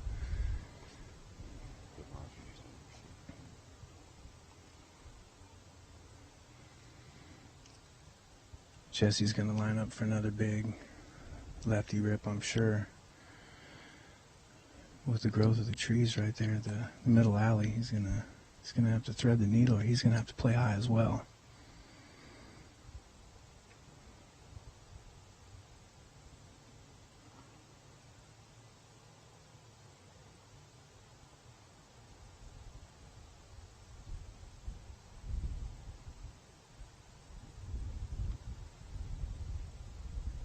He rides it out. He's able to get through there. Yeah, it was a great shot. Well, Ray, what we just learned is you put together two great golf shots back to back. You get little golf claps.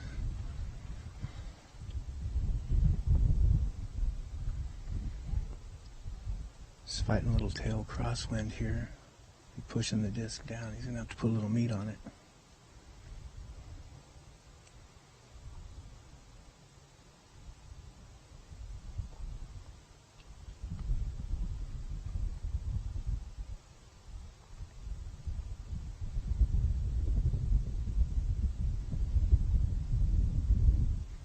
Alex repping Black Zombie out of the Austin area. A feature card today.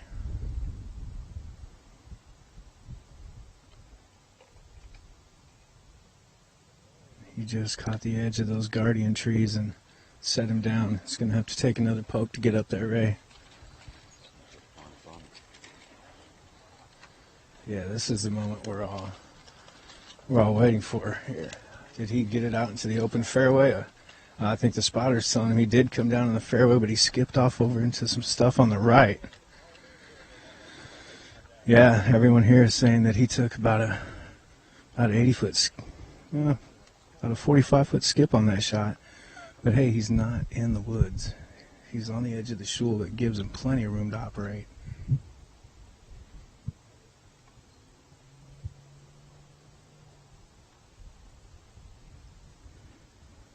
Breaking out a C-line P2, I believe, for this shot, Ray.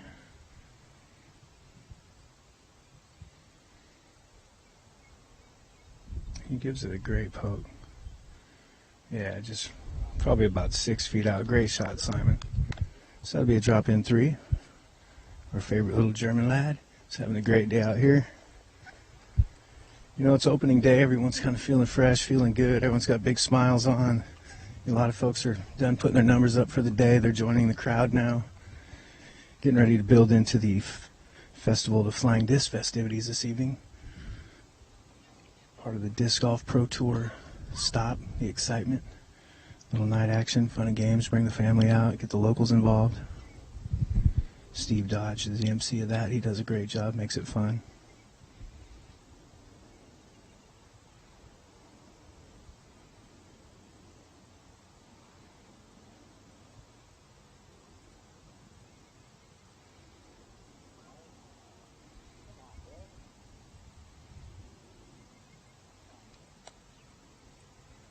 He's going to fall in just outside of circle 1.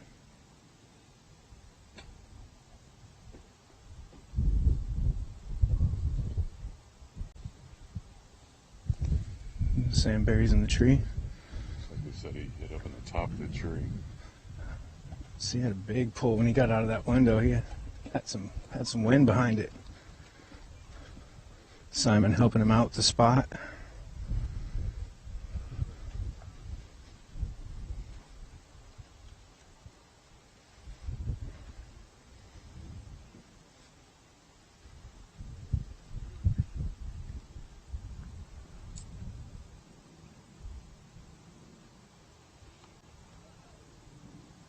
Spotter's definitely coming into play on this side of the course, Ray. Seems like the last 2 or 3 golfers have had to get some assistance from the crew. Siri and the bomb squad got a pretty good crew out here picking up and noticing things like this and addressing it.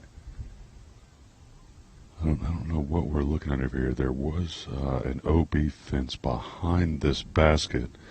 I'm not sure if Barry went OB or not. We may try to make our way over to see if we can see what happened. Barry's definitely not happy with it, whatever it is. I'm pretty sure that's his lie right there. He's good to go. He's just not happy about it turning over and being in the trees.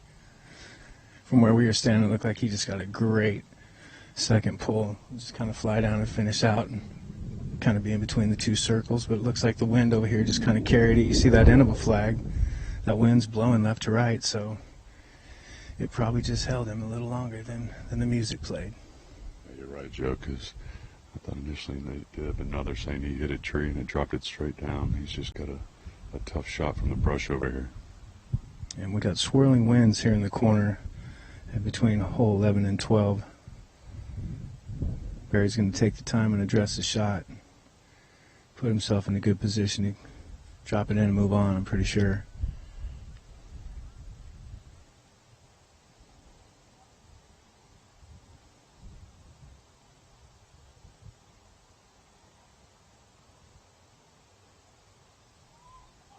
As planned.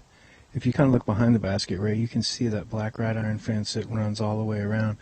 I believe that at hole 1 before the players teed off, they were even reminding them that this gate was back there because you kind of be in a tough spot to encounter it. So I know at the starting tent they were covering this as well as a few other things just to make sure everyone's abreast of what's going on.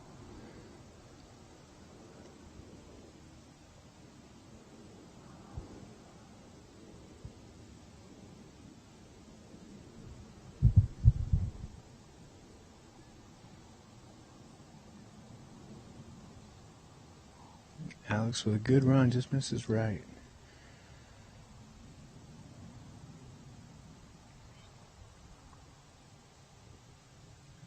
And there's still some chatter off to the right side of fairway over around Barry's line.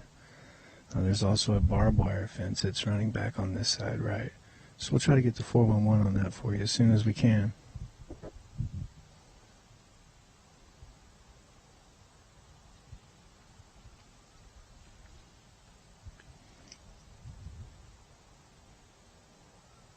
And Jesse Dalton hits a little high, falls in, great putt.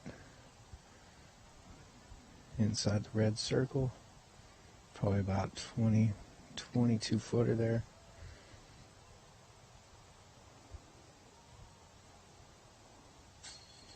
Alex closes the hole out, and Simon and Barry will be tapping in.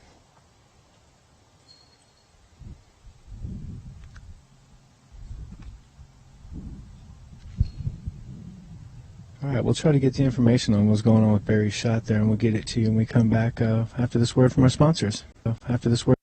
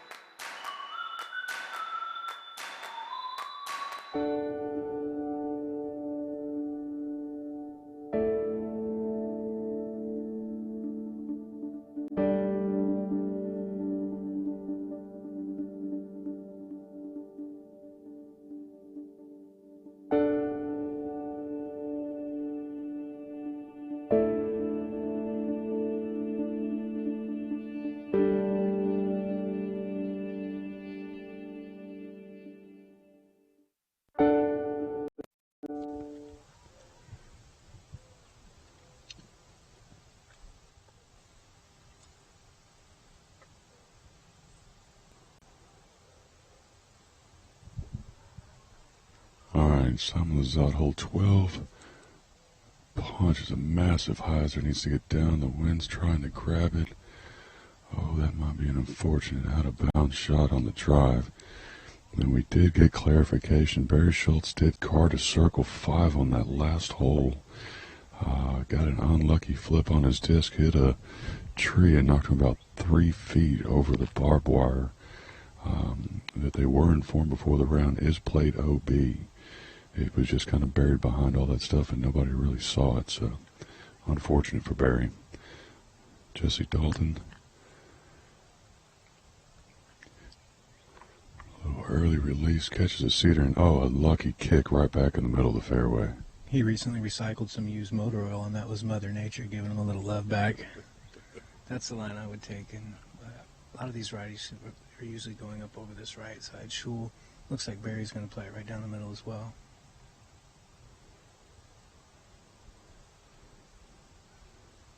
Barry going a little flippy here, needs a stable up, and he is looking good. Gets a little skip at the end, and looks like he's parked up there. Nice recovery after that unfortunate kick off the tree OB. Alex Ferreira.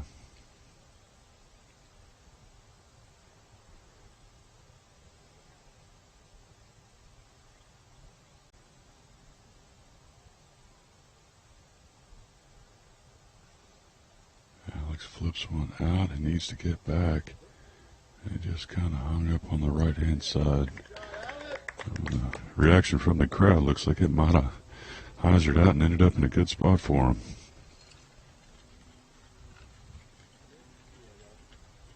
And I'm going to go back to the ladies here.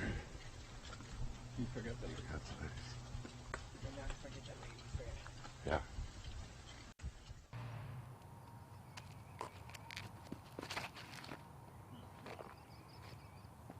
A slight slip. Oh. You got a putt.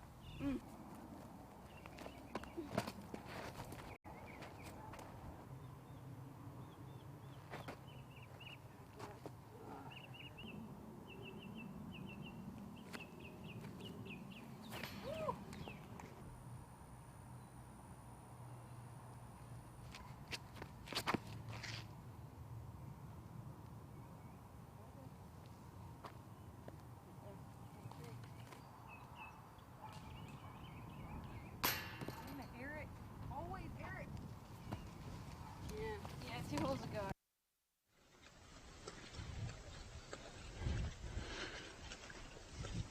And we're back here on hole 12. Jesse Dalton just on a forehand flick and skipped him up inside circle 1, which I think he's good. I think the question now, Joe, is where did Simon go OB? He threw the massive hyzer bomb, but that right to left wind grabbed it and just pushed him way out of bounds. I believe we've got some people right now trying to get eyes on his disc so he knows where his next shot's going to be at. See if we can't walk over here with him and get a look.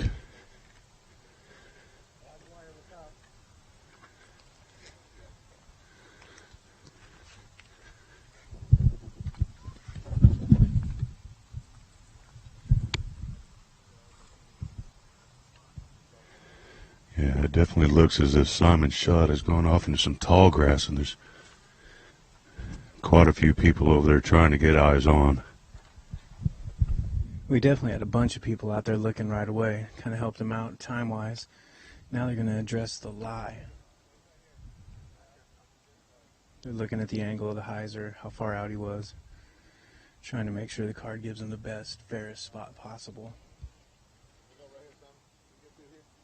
But that, as I said earlier, that's a traditional big righty route. Just take it up over the Schultz there and pop them down here. But apparently today that wind just is a little more powerful than Simon anticipated. Watch that barbed wire through there, guys. Watch that barbed wire, gentlemen.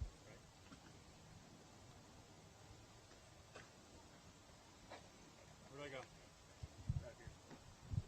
I go? All right, with no man left behind, it's back game on hole 12. Let's step out of the way here, Brother Ray.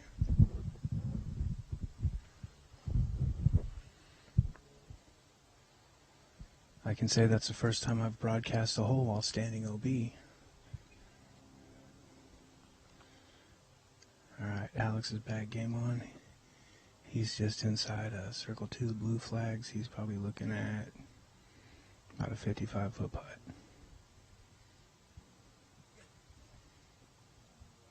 Kind of got a little lift there at the end, but that was a great run. It was online. He took his time. And this would be nice for Barry to come back and can a 2 after that circle 5 back there.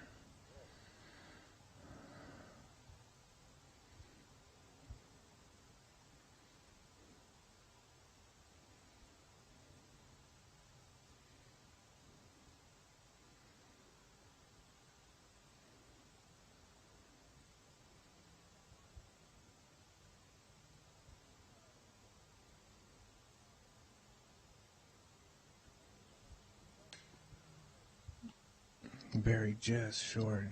He was already making the trip to the basket like he thought it was going in. And Simon going to be throwing from his OB lie just to the left of the fairway. He's got a little window out. He's not that far in. He's gotten a couple good breaks with the wood line lately. He's asking the crowd if he's outside. And he gets a nod, so we're going to see the infamous Simon fall. Lurching forward putt. Can't say falling. I guess it'd be a falling putt, but always fun to watch. Oh, he didn't do it. Didn't do it. Ended up panning low. So the turn at 11-12 here at Harry Meyer has tacked a few strokes on some bags, Ray. Yes, it has. Unfortunate there for Simon. The wind really grabbed that massive hyzer bomb he tried to throw up over the top of the trees and just unfortunately pushed him OB.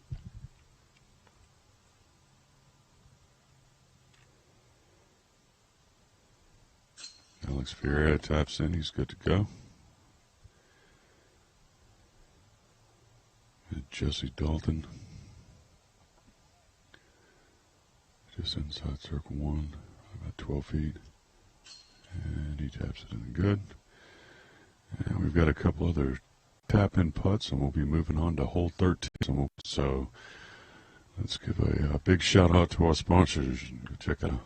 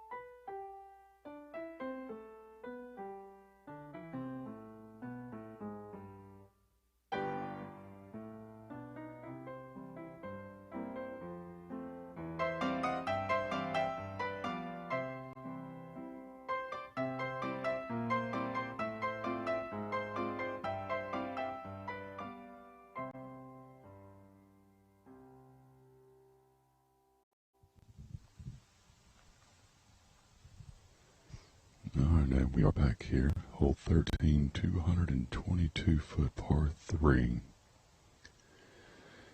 Jesse Dalton on the tee.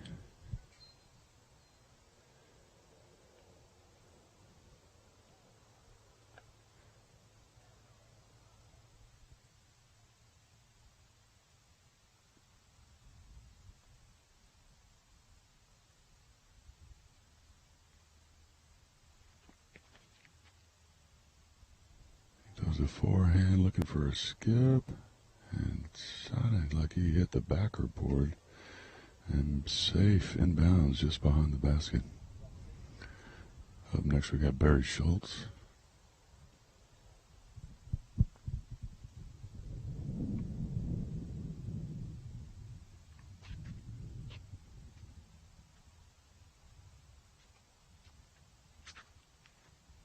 Barry going that same hyzer line on the outside, gets a good skip. Looks like he's inside circle 1. Alex Ferreira. Looks like he might be going that Hyde line too.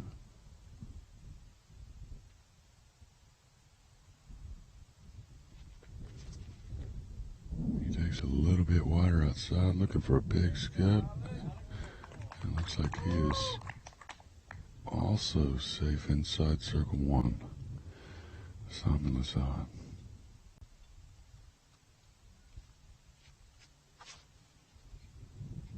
Oh, unfortunate kick off the tree. He is disappointed with that. You can see it. All right. Well, let's go check in on the ladies, and we'll see you right back.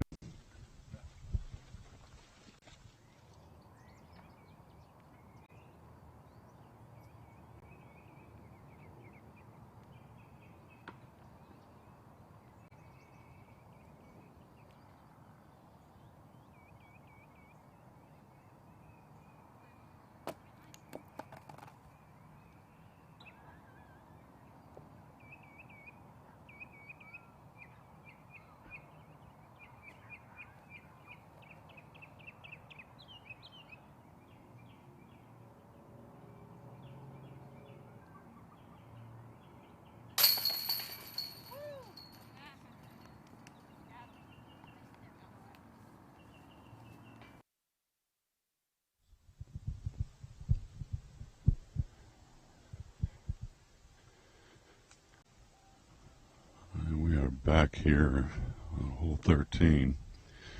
Simon just walked up to his drive that kicked off the tree, grabbed it, and just tossed it up here close to the basket.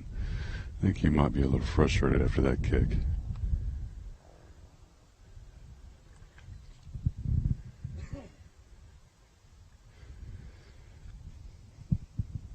So Jesse Dalton lining up his shot. Right on the edge of circle one.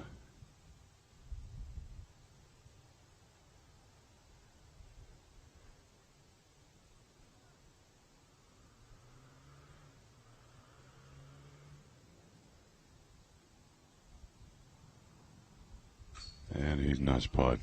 Nice birdie. Well played there for Jesse. Take a look here and see who's out next. Looks like Simon is out right now.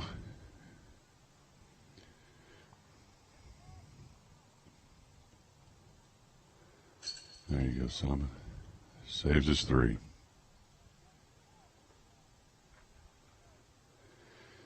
And Alex Ferreira taking his meter relief from the wall here.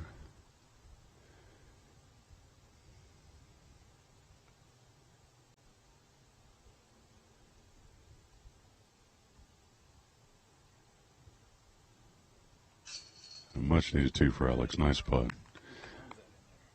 And Barry Schultz got about a 5-foot putt here and just taps it in. Had a chance to talk with Barry about that drive that went OB over there.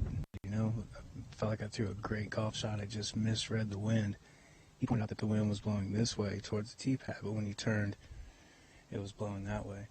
So he said if he had to throw that shot over again, he'd definitely switch it up, maybe disc up. Still kind of chuckled about it. Barry in great spirits after this round. Great to see him back in Texas in champion form. Everyone's having a good round so far. I haven't heard of any crazy numbers being put up yet, Ray. Have you? I have not just yet. Well, it looks like we've got a small hold here. Let's go take a look at the ladies real quick.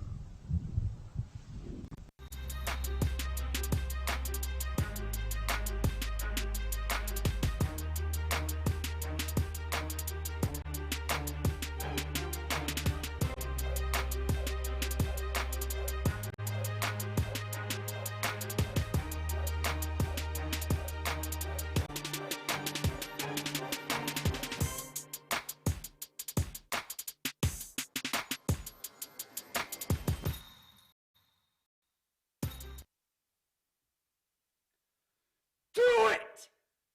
Just do it! Don't let your dreams be dreams. Yesterday, you said tomorrow. So just do it! Make your dreams come true! Just do it!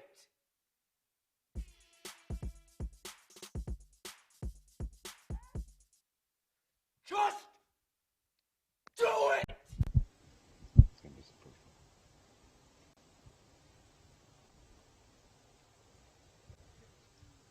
When Barry's shot gets right up there, like I say, he played right to the face of that hill.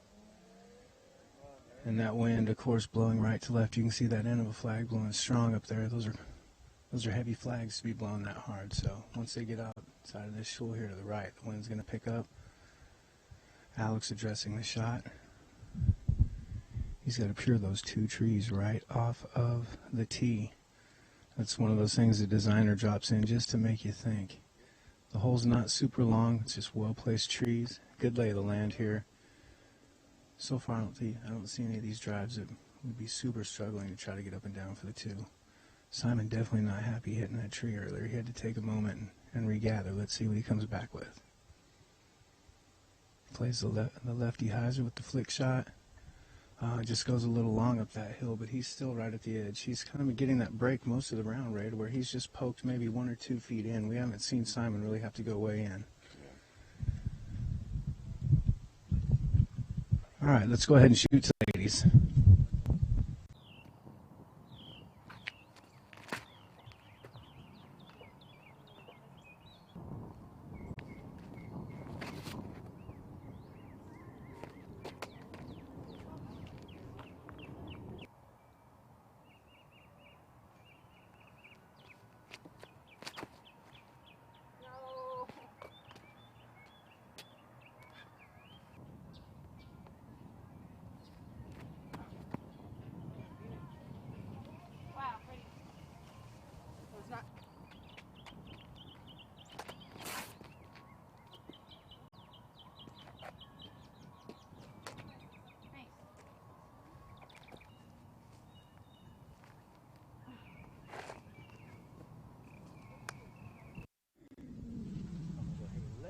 Next step, huh? What? 3, 2. All right, fairway 14. Simon just at the edge. He's going to be first to putt. He's probably looking at a 40-footer here. Right into a headwind. Basket playing about a foot, foot and a half low. And he pops the band. He's definitely not going to be happy with that.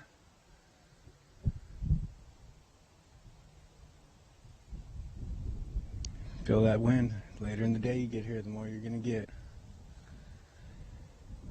And we're getting out to the big plush green grass open part of the course. Shrikeville, if you will there, Ray.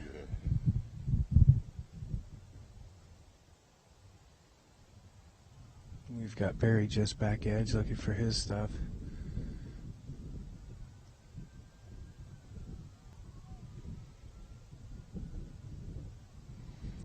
He didn't go B, but he was close enough that he could go ahead and exercise his relief.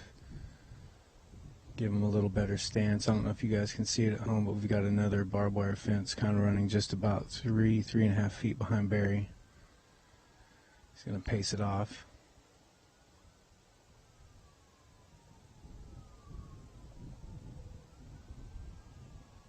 I believe the way the hole is laid out there, I don't think they have those red flags kind of over on the edge where he's at. So he's just making sure.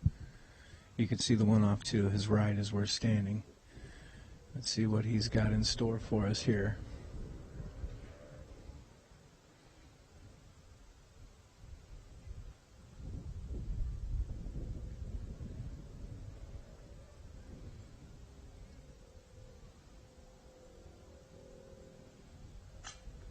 Just off the top as well, but a great bid by Barry.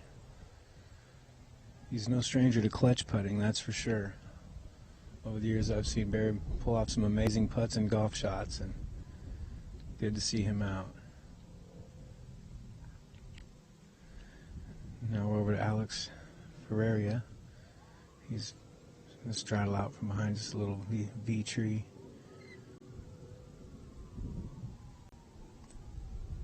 Putting with a strong tailwind, and he still drops it in. It's good to go. So we've got a bird on the card. And see if Jesse can go ahead and put this in. He's well inside the circle. He's looking at about a 15-footer.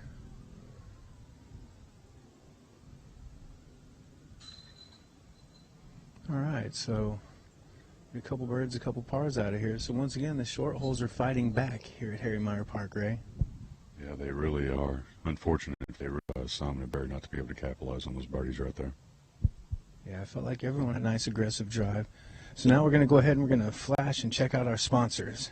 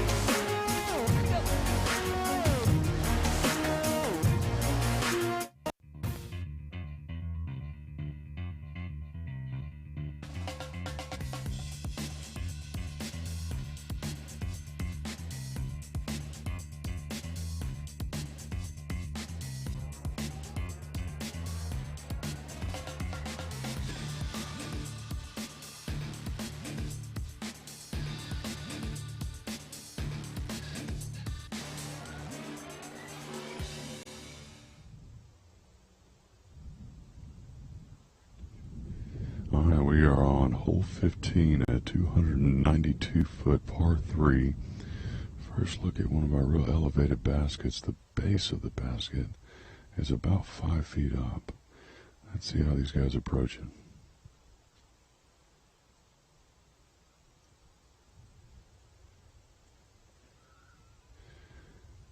Jesse Dalton throws a forehand spike Kaiser. It's a nice skip at the end. Looks like he's going to be very happy inside circle 1. Joe, it looks like most of these guys, the Heiser line would probably be the best line to throw. Yeah, there's a pretty good Heiser route here. Once again, the designer has thrown out a couple panic trees there right in front of the short pad to kind of mess with your lines, and then it gets kind of bushy up top down toward the left-hand turn to the basket. But if you pure that line or go up high, it should be a basic golf shot, Ray. And Alex, unfortunately, catches a tree in the fairway, leaves him quite a ways out and still a challenging upshot. Barry Schultz.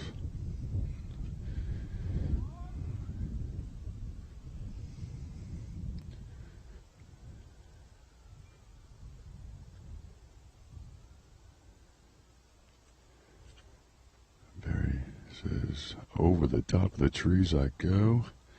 Looking for a skip, and he gets it.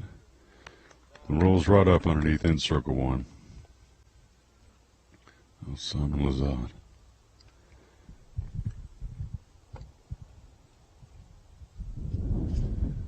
Simon again with the Heiser. This one looked to have carried a little bit further than he wanted, and it did, and it caught a tree. Oh, and he's dropped down well short of circle 2. So he's still got a little bit of a look here to get up and down for that 2. You know who I've seen play this hole really well in the past is Pro Masters player Patrick Todd. He usually does very well here, high birdie percentage. He pulled out due to a broken foot. He's missing the action here today. Or I'm sure he'd be putting up a good number.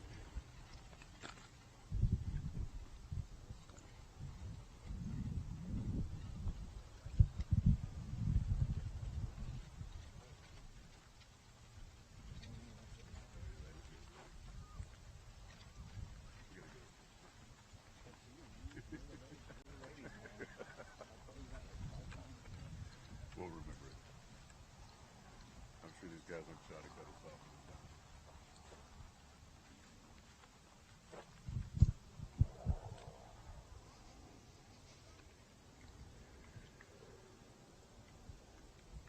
We're looking at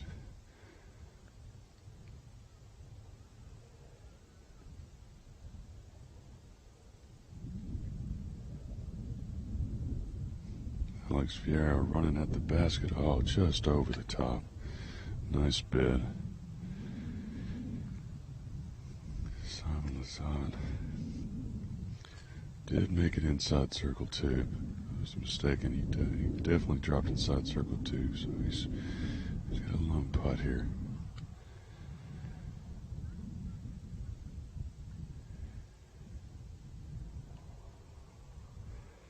Gives it a run. Oh, tell he's disappointed.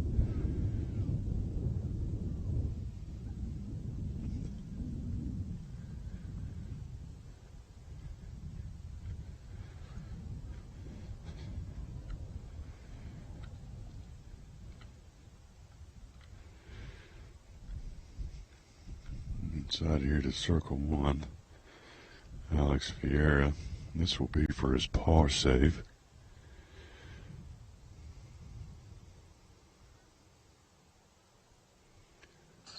Oh, it splashes out the back of the chains.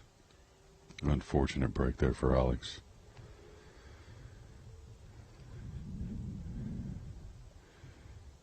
Jesse Dalton had a nice shot that's left him. Looks probably about 10 feet away from the basket. And he capitalizes on his too.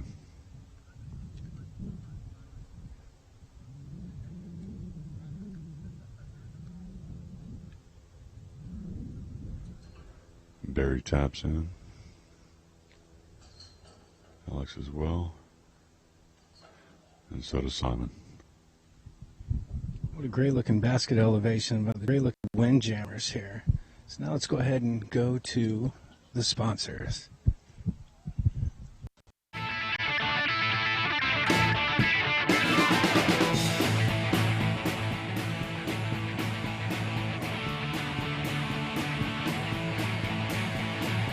The Rex Arm is a simple yet highly efficient way to retrieve your disc. All you have to do is reach across the disc, put it at an angle, and let gravity do the rest.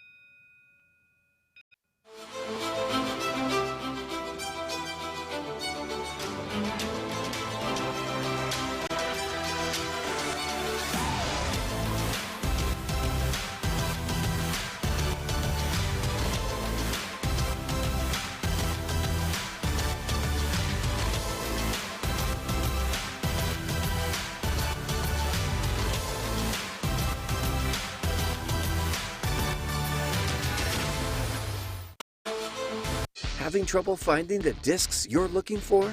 Disc Golf Center has you covered. Your premier online retailer of disc golf discs and accessories features a live inventory of over 20,000 discs with the exact weight and color you're looking for. Take advantage of our free shipping within the U.S. on all orders over $12 and our customer rewards program. Visit discgolfcenter.com, the world's largest disc golf store. Having trouble finding the discs you're looking for? The Disc Golf Center has you covered. Your premier online retailer of disc golf.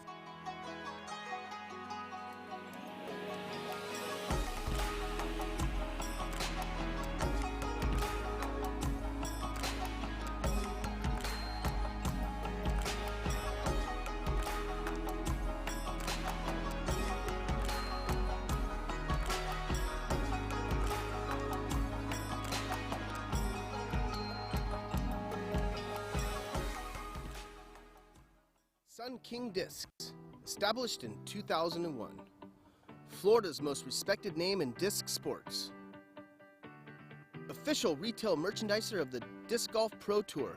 Currently on tour supporting Discraft and DGA live inventory, free shipping at $12. All orders $19.99, ships in a box, includes single discs, large selection of both stock and collectibles. check out the website at www.sunkingdiscs.com.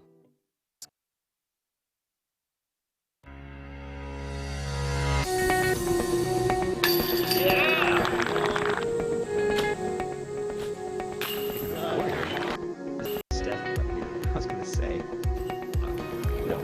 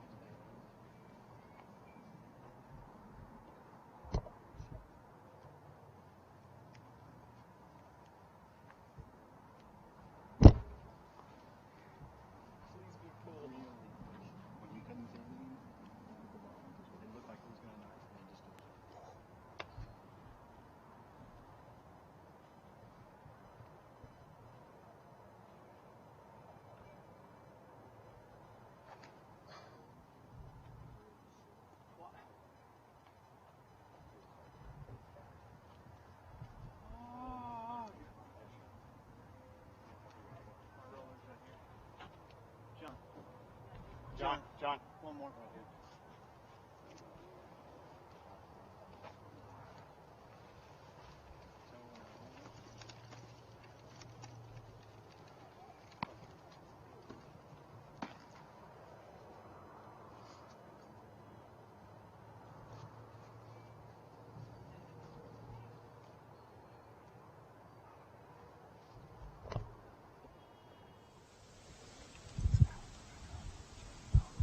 Just 10 seconds.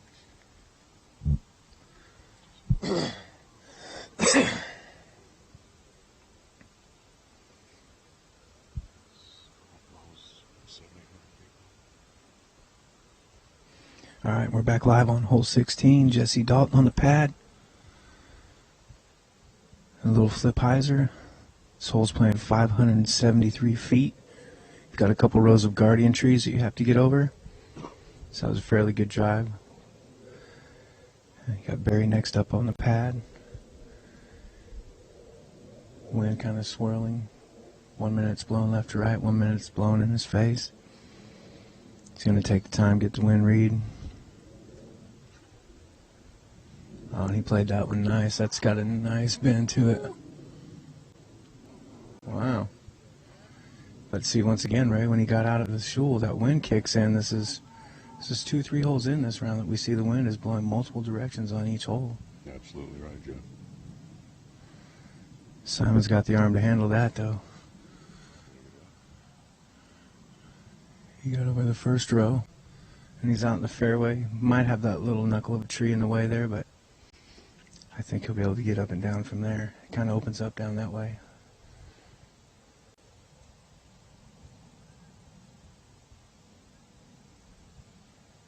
Jesse going to close us out here on hole 16, Harry Meyer Park, Nick Hyde Memorial, brought to you by Innova Disc Golf and Heiserbaum.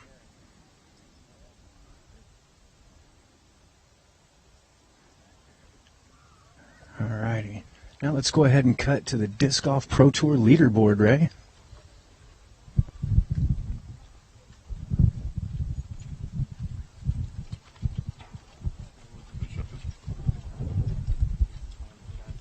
Let me know when we're back. Yeah. Okay.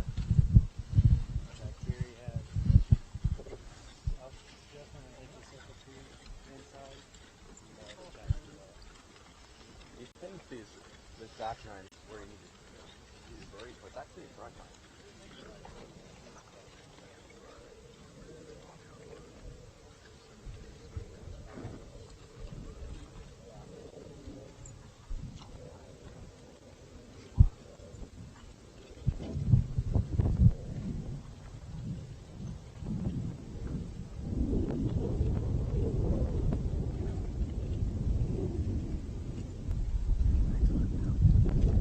Yeah, Ray, as we get up here just past that stuff on the right, you notice all of a sudden we were just getting big gusts of wind going from right to left. That would kind of explain some of the funky flights on a couple of those drives.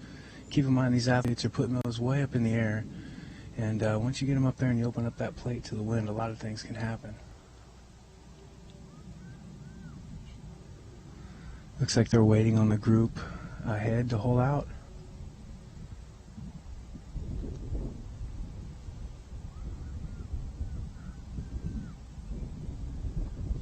I want to thank everyone at home for tuning in, watching these guys first round Friday, putting it down at the Nick Hyde Memorial, Rockwall, Texas, Disc Golf Pro Tour Stop 3.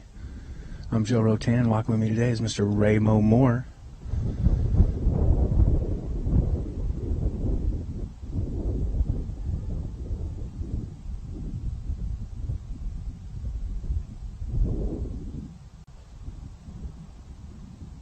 Hope everyone out there is enjoying the footage, and you guys can plan on tuning in tomorrow as well as Sunday for all the Disc Golf Pro Tour action. Stop 3, Nick Hyde Memorial Tournament, Rockwall, Texas.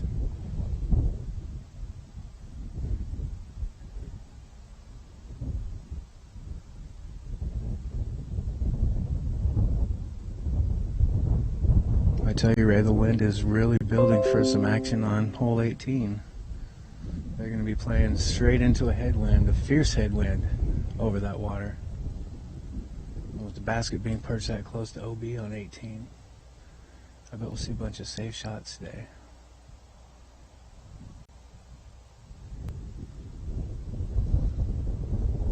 Big Germ's card is still up there, sizing up their putts. I see players off on the wood line up there.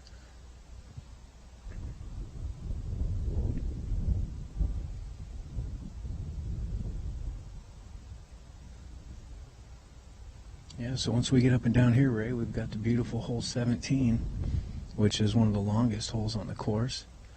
I noticed a nice big disc stalker OB line running down the middle of that, and another really elevated pin. So Mr. Siri put in some tweaks on the last two holes of the track this year for these touring pros. We'll have the Disc Golf Pro Tour Zuka mouth over on 18 set up for them.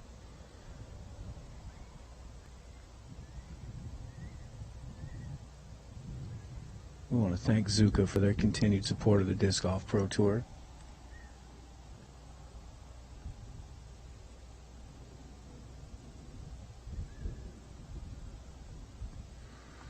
What's the official time? So we might be pushing back the festival to fly a little bit tonight. We're looking at 3-4 cards still on the course here, and we're about 10 minutes from kickoff over in the village.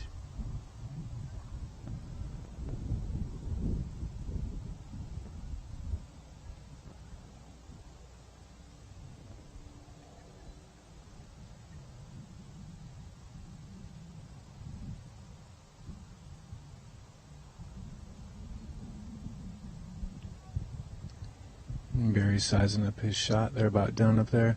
You know, Ray, one thing I am noticing this stop is all the Adidas gear that golfers from everywhere and any company, any skill level are wearing. It's great to see when a big company with outside money steps to disc golf to help us out, and the golfers embrace it and give the love back. So if you're rocking Adidas at home, our twisted caps are tipped for sure. Look for more exciting things from Adidas and Adidas Outdoor, what they have in store for disc golf.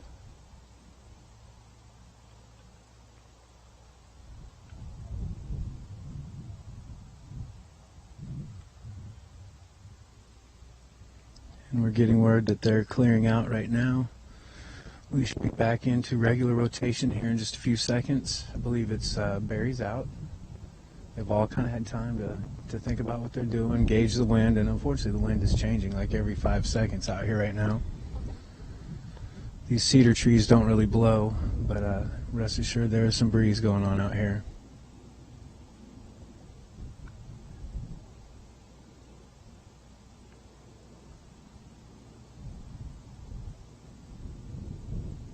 Barry goes low with a full pull.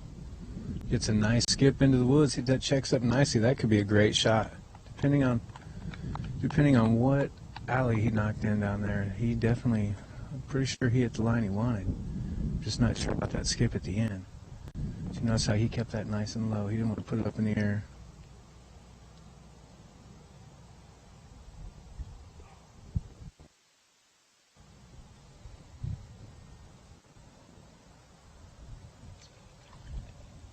We've got Alex addressing his shot. See if he stays low down the pipe. Try to keep it out of the wind, or if he tries that big righty line.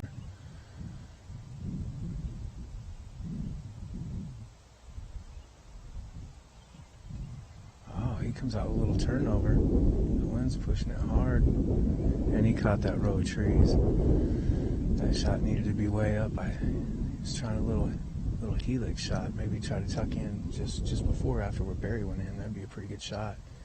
He definitely had a little bit of elevation on his side there too, being to the left side of the fairway. He's playing a little higher.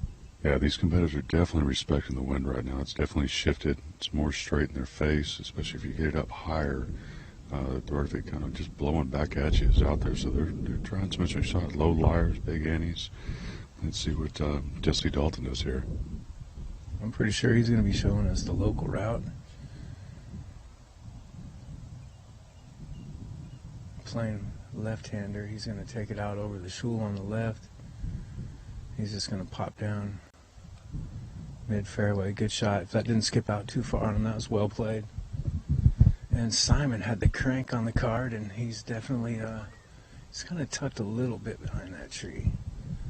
Let's see what he's working with.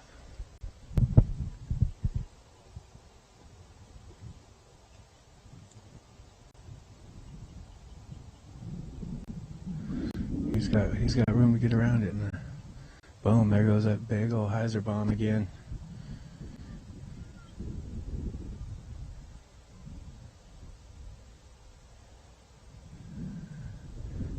I didn't see that, and I don't think he did either. He might have pulled that a little harder than he wanted there, Ray. Yeah, I think after those last couple of kicks for Simon, he was really trying to be aggressive there and try to get up and down and get his 2 on this hole. Yeah, I think he was definitely trying to get that 3. He had to make that to get a 2. I mean, well, you know, we've seen the kid do amazing things, Ray, so you're on the believer side of the coin today, my friend. Oh, we got Barry up over left looking at, I believe that was Alex's disc, correct? Yes.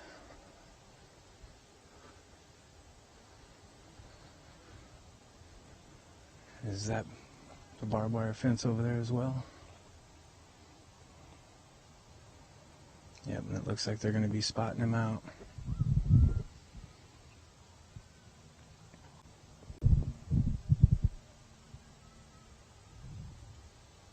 Alright, the cards determine a spot. Give him a couple minutes to get his meter relief. See what he's working with. So he still has a basket perched behind another row of trees. kind of guarded. He's got a couple small lines he could go through. He's also got the big sky hyzer he could get up and down onto the link to the green.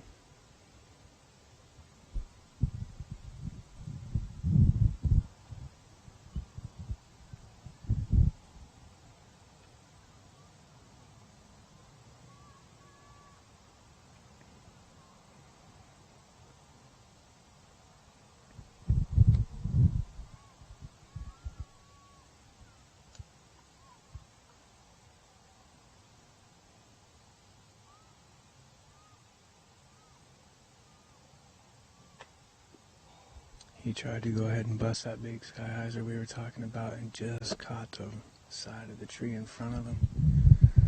Got a generous roll. Now he can have good footing. He can see both lines to the basket from here. Get up, get down, drop it in, and move to the next one. He's still got 2 holes left. You can make some moves out here. Let's hope he can shake that off and get one up there.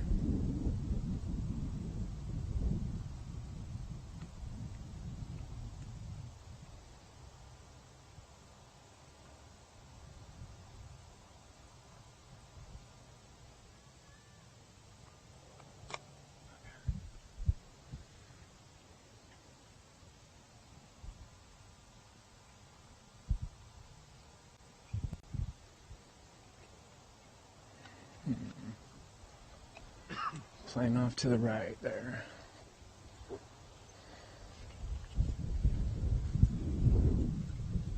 Yeah, so Ray, from the time they teed off, once we get up here by the basket, I say that we're standing roughly about 15, 18 feet above the tee pad now. So this hole's slightly uphill, just eating up some of that distance. And you got multi-directional winds.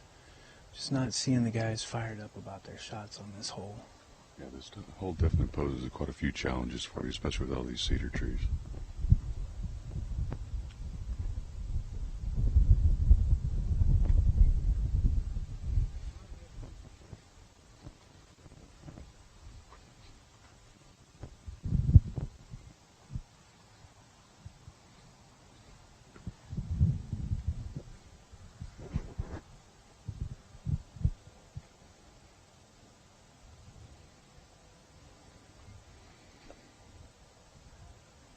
Alright, and Jesse's going to go ahead and address his shot.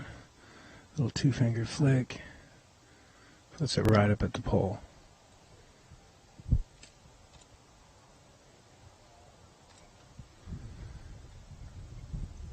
We've got a little looking session, and it looks like it's going to be Alex is out. He's now throwing, I believe he's throwing 6 right now on this Ray.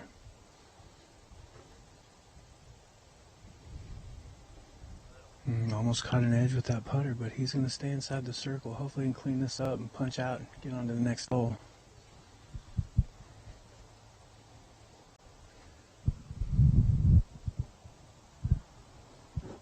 And Barry Schultz.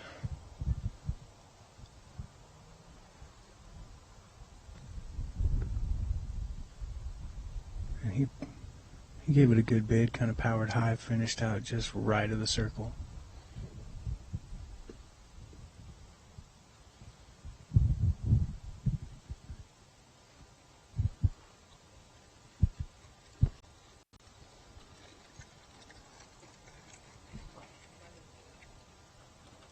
Looking for Simon's disc, and of course T-Dog on the ball catches it.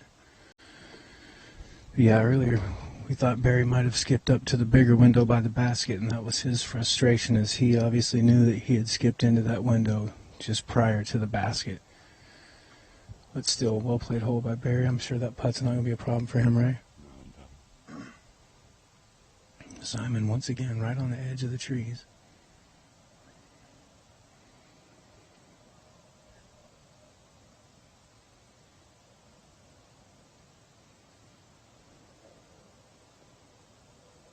He just misses left.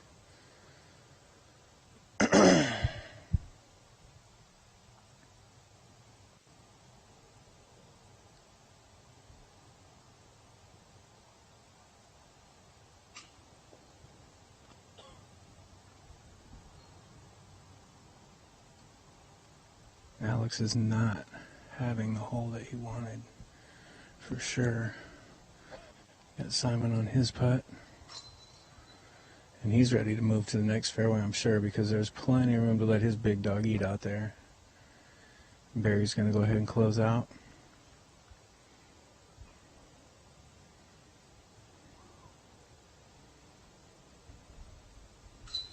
We got to love a disc catcher just glistening in the sun. And so Barry can walk off to 17, and these guys got two pretty nice holes coming up. Let's hope that they can forget some of the stuff that frustrated them with this hole. They're going to be right back out in that wind with a lot less trees on the next hole, Ray.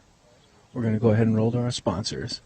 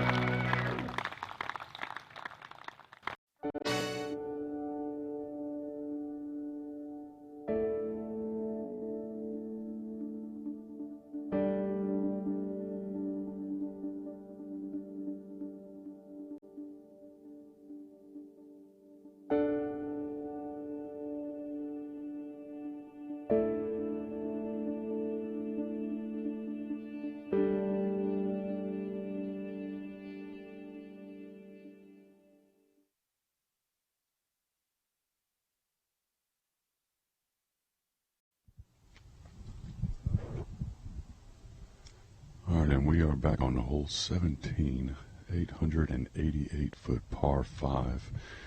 This hole plays with an OB line down the right-hand side of the fairway. And there's still quite a few cedar trees to the left here. See how the competitors attack this fairway.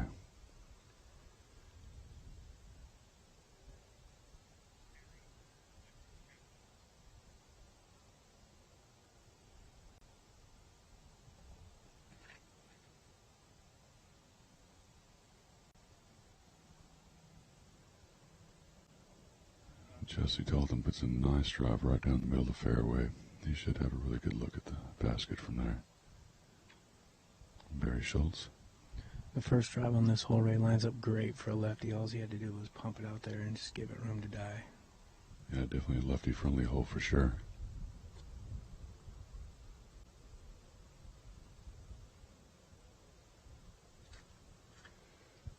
Barry throwing a big flex analyzer out there. Hoping that wind turns it over and lays him out there exactly where he needs to be. That's Simon Lizotte.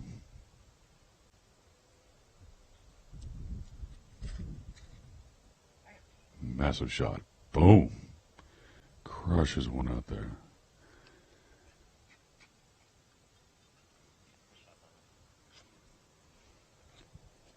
I got Alex Ferreira.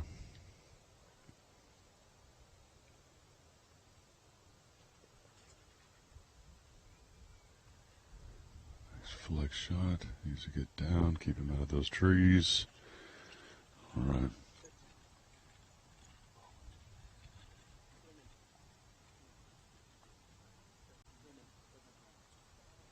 Oh.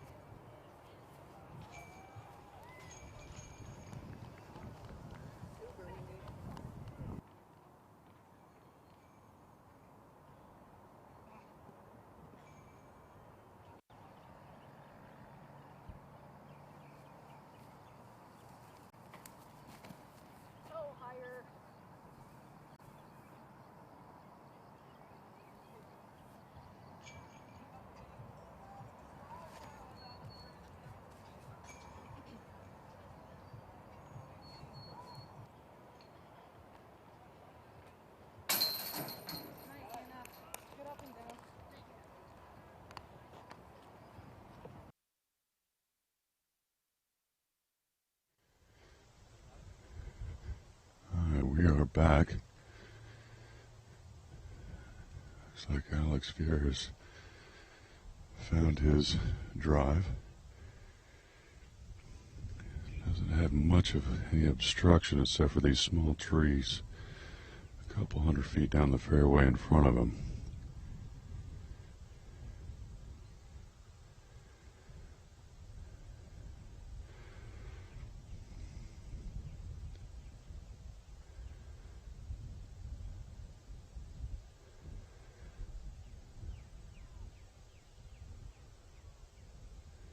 He's still got about 600 feet to go here.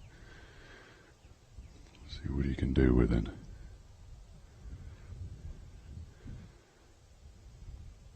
Low hyzer shot, needs to get a little air, maybe get a big skip. It's a little bit of a skip, and he is inbounds and good. He should be happy with that.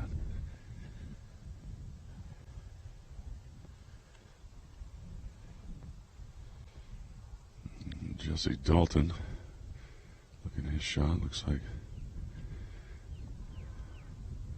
the card in front is wrapping up here on 17. See if Jesse's going to give him a moment to clear out of his way.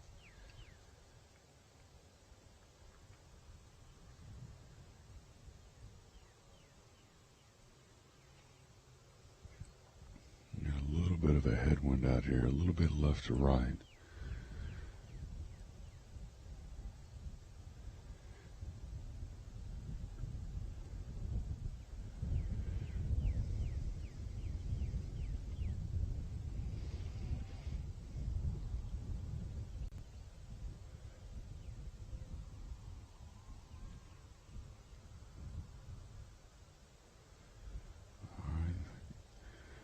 Guard ahead of us is now clear. Looks like Jesse's ready to go.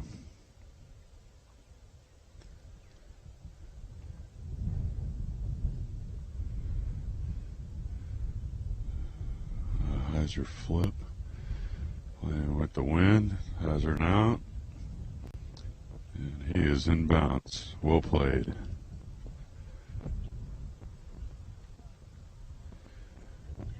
Take a peek out here for Barry Schultz's drive.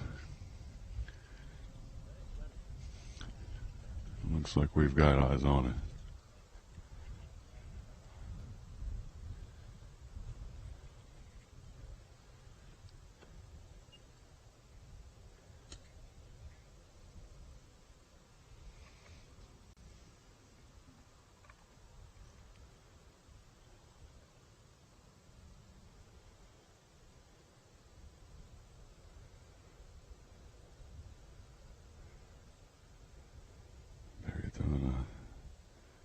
And his shot, and he's flexing out late, and that's going to work out beautifully for him right in the middle of the fairway.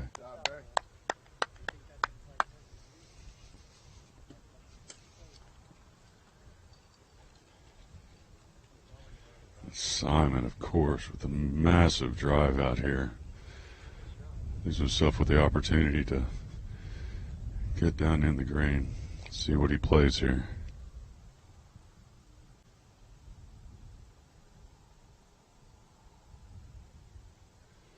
Huge spike hyzer up. Looks like he's playing with the wind. If it clears a tree. Nice shot. Whoa, well played. Well played.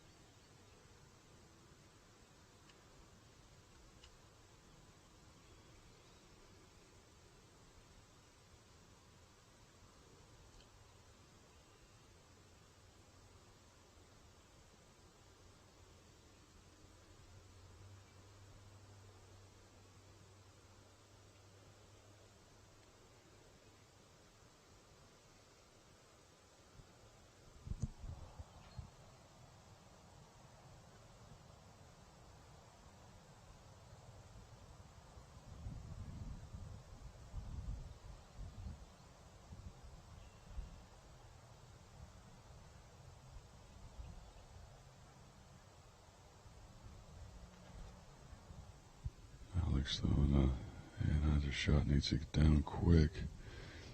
An unlucky skip down there next to the pond's edge. Hopefully he was able to stay out of those cedars.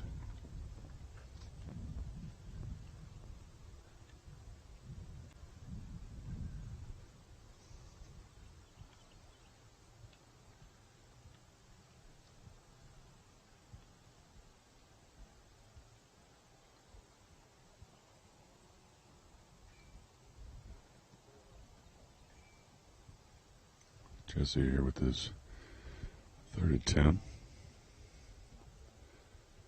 Definitely a lefty-friendly lie here. It's right down your alley, Joe.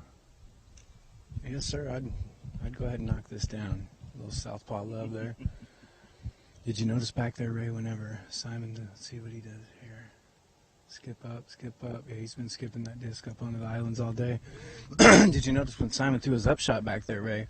He kind of tapped the ground like he wanted it to go further. Yeah. For regular guys like us, I mean, that's an amazing shot. You're up there on 2 on this hole 17 here, you're up there, and he just wanted more, you know. And that's kind of speaks to the crew that UC's building over there with the Discmania team. You know, these guys are hungry, they're motivated, and Simon he's wanting to have a big weekend.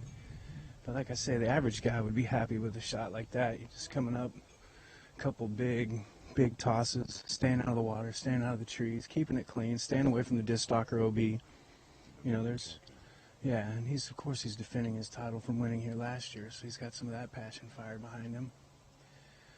And I thought Barry had 2 great rips for being a multiple-time Masters champion out here with these young kids, still putting it down. Yeah, that'll be an easy drop in for him. That would have been a nice 3.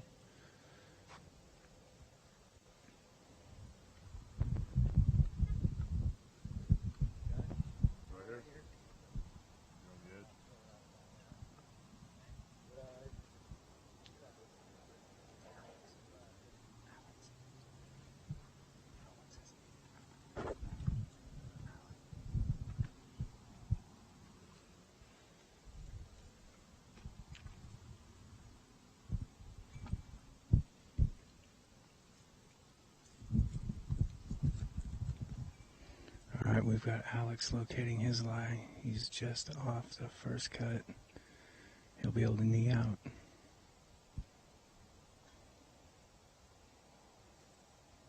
Those little anheuser around the edge of the tree. Hopefully that popped right around. He's good to go.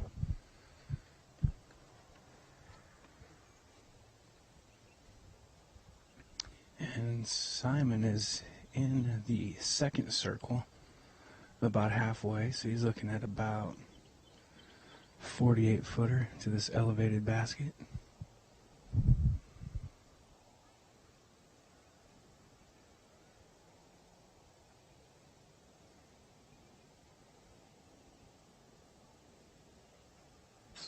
Great release. He reaches right through the basket and drops it in the bottom. Great putt by this young man.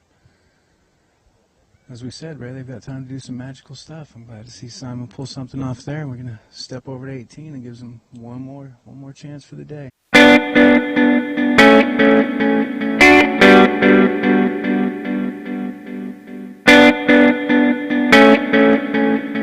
going to be playing about 38 feet.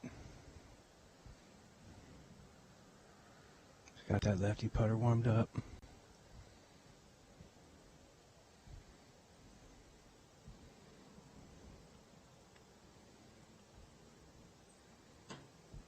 Just off the bottom. Local member of the bomb squad. He'll have a nice little tap in here. And we got Alex trying to hole out here. Move on to 18. Yeah, he splashes through it and he ends up in the back of it. That's all that matters. He can stride off to 18 and get ready for that pull over the water.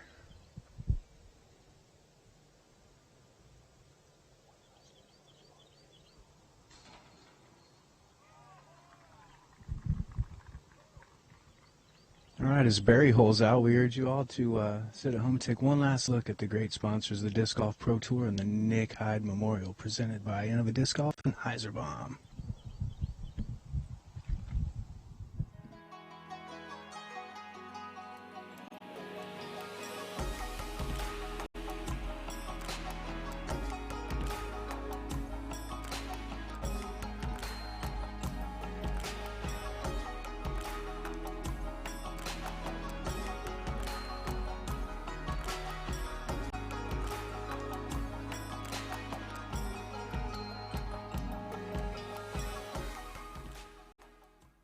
Sun King Discs, established in 2001.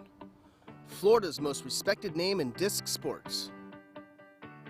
Official retail merchandiser of the Disc Golf Pro Tour. Currently on tour supporting Discraft and DGA live inventory, free shipping at $12. All orders $19.99, ships in a box, includes single discs, large selection of both stock and collectibles. Check out the website at www.sunkingdiscs.com.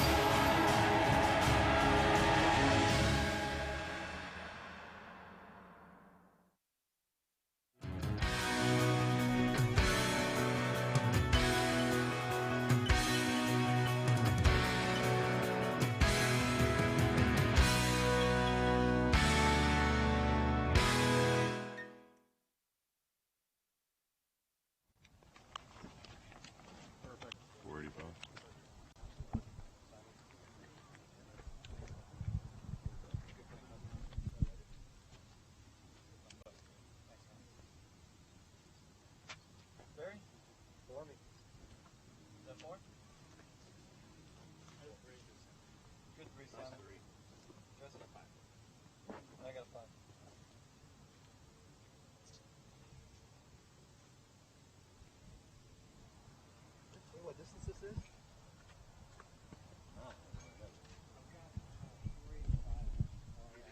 We are back here at hole 18, 485 feet across this pond, and then they got a hillside just elevated up.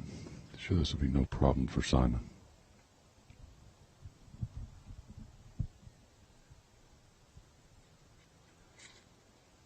Simon puts a charge on one, gets it up there, hits around the tree easily, and skips up pretty close to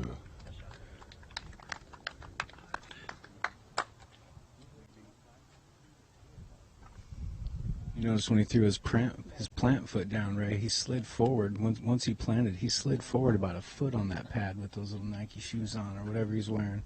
I thought he was going to go off the edge. So he pulled off a great drive, all things considered.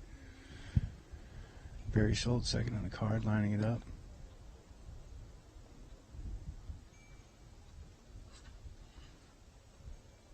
Barry attacking straight at it. Great flight, nice straight flight. He's over there, he's got a putt. One thing about the super long putt on hole 18 here at the Nick Hyde Memorial is you're putting right towards that keen OB line. Jesse Dalton gonna take his last drive of the day here on 18. Gonna play that lefty line. The tree really won't come into play for him.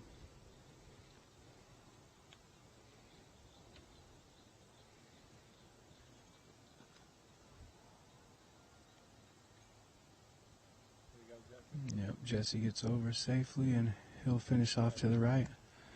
And rounding out the card, Alex Ferreira.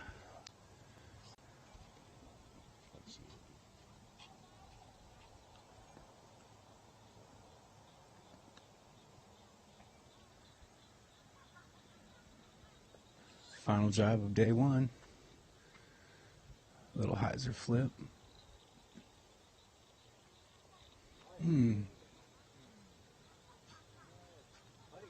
He might be staying Staying right in the sidewalk, but Barry's saying that that is safe. That is not an OB shot. I thought that it defined the.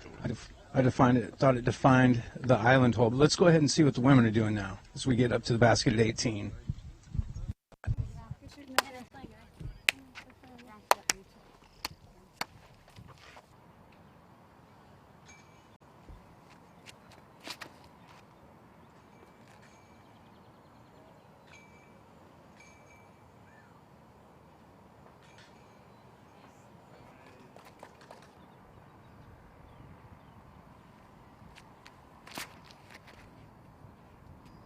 Good. I'll throw. Nobody will be watching me.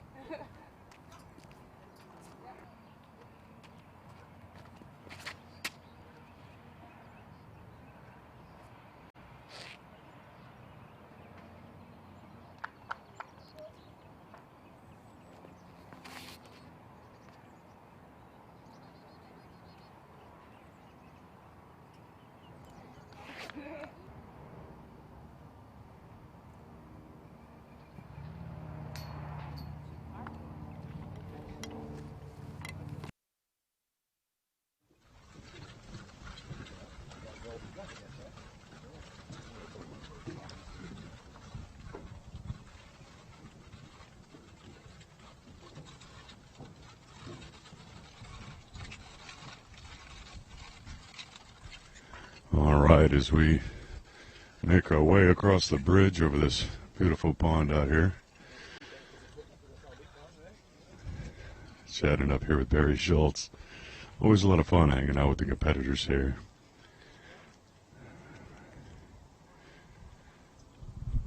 We've got Steve Dodge out here in front of us, kind of analyzing things. How's your weekend kicking off here, Steve? How's everything going for you? Joe, this is a great course. Some serious numbers being put up. Peter McBride, 15 down. Is that right? I did not see that. We've been out doing work. We were wondering, some people at home were asking if we had some crazy numbers until we flashed to the Disc Golf Pro Tour scoreboard. So now they know. Peter McBride birdied his first 10 holes in a row. It was pretty, yeah, I would have liked to have seen that. Maybe we'll see it again tomorrow. But hold on a second. I'll give you some other numbers. So you got Peter McBride at 15 down, Nate Sexton, Paul Macbeth at 13 down, Ricky Wysocki and Emerson Keith, who I think is a Texas guy, sitting at 12 down. Simon, if he hits that putt, would join that crew and be tied for 4th place. Wow, so they're bunching up tight here on the first day. Lots of good scores. I heard Joe Revere in the Masters division put down a 53, I believe. I don't. That would be very easy to believe. So that was, yeah, that was one of the big numbers, or nice numbers, when we were heading out to help out with this project. I'm going to say one thing that's impressed me so much with right here, 2 nights in a row, amazing sunsets. This I can't help but want to be home with my arm around my girl, saying we're in Dallas, just having a great old time. Instead, I'm by myself on a bridge. Stressing over people having fun. Yeah. And Barry with his upshot. Yep, he's right underneath the basket. That'll be just a normal tap in for him. Great talking with you, Steve. Good job. Okay. Staring into the sun, the people of the sun. As the sun sets on the Nick Hyde Memorial Day 1, Ray, what a day it has been. It has been. Got thrown into broadcasting, kind of making it work for you, baby. Love that voice. Oh, it's been a heck of a day. I'm glad I was able to do this. We got Simon Lizotte. Looks like he's just inside circle 2. And he nails the putt. Crucial putt for him.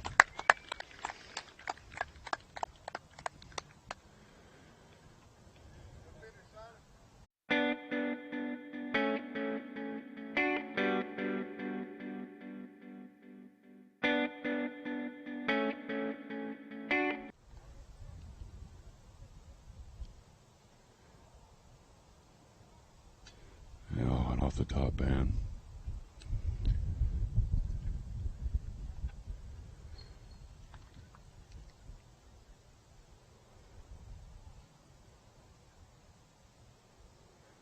Jesse Dalton with a nice little tap in. Barry and Alex will join them. And as we wrap up day 1 here on Smashbox TV, I'd like to thank the Disc Golf Guide, Terry Miller, and the crew For myself, Ramo, and the Twisted One, Joe Rotan, we'll see you all tomorrow.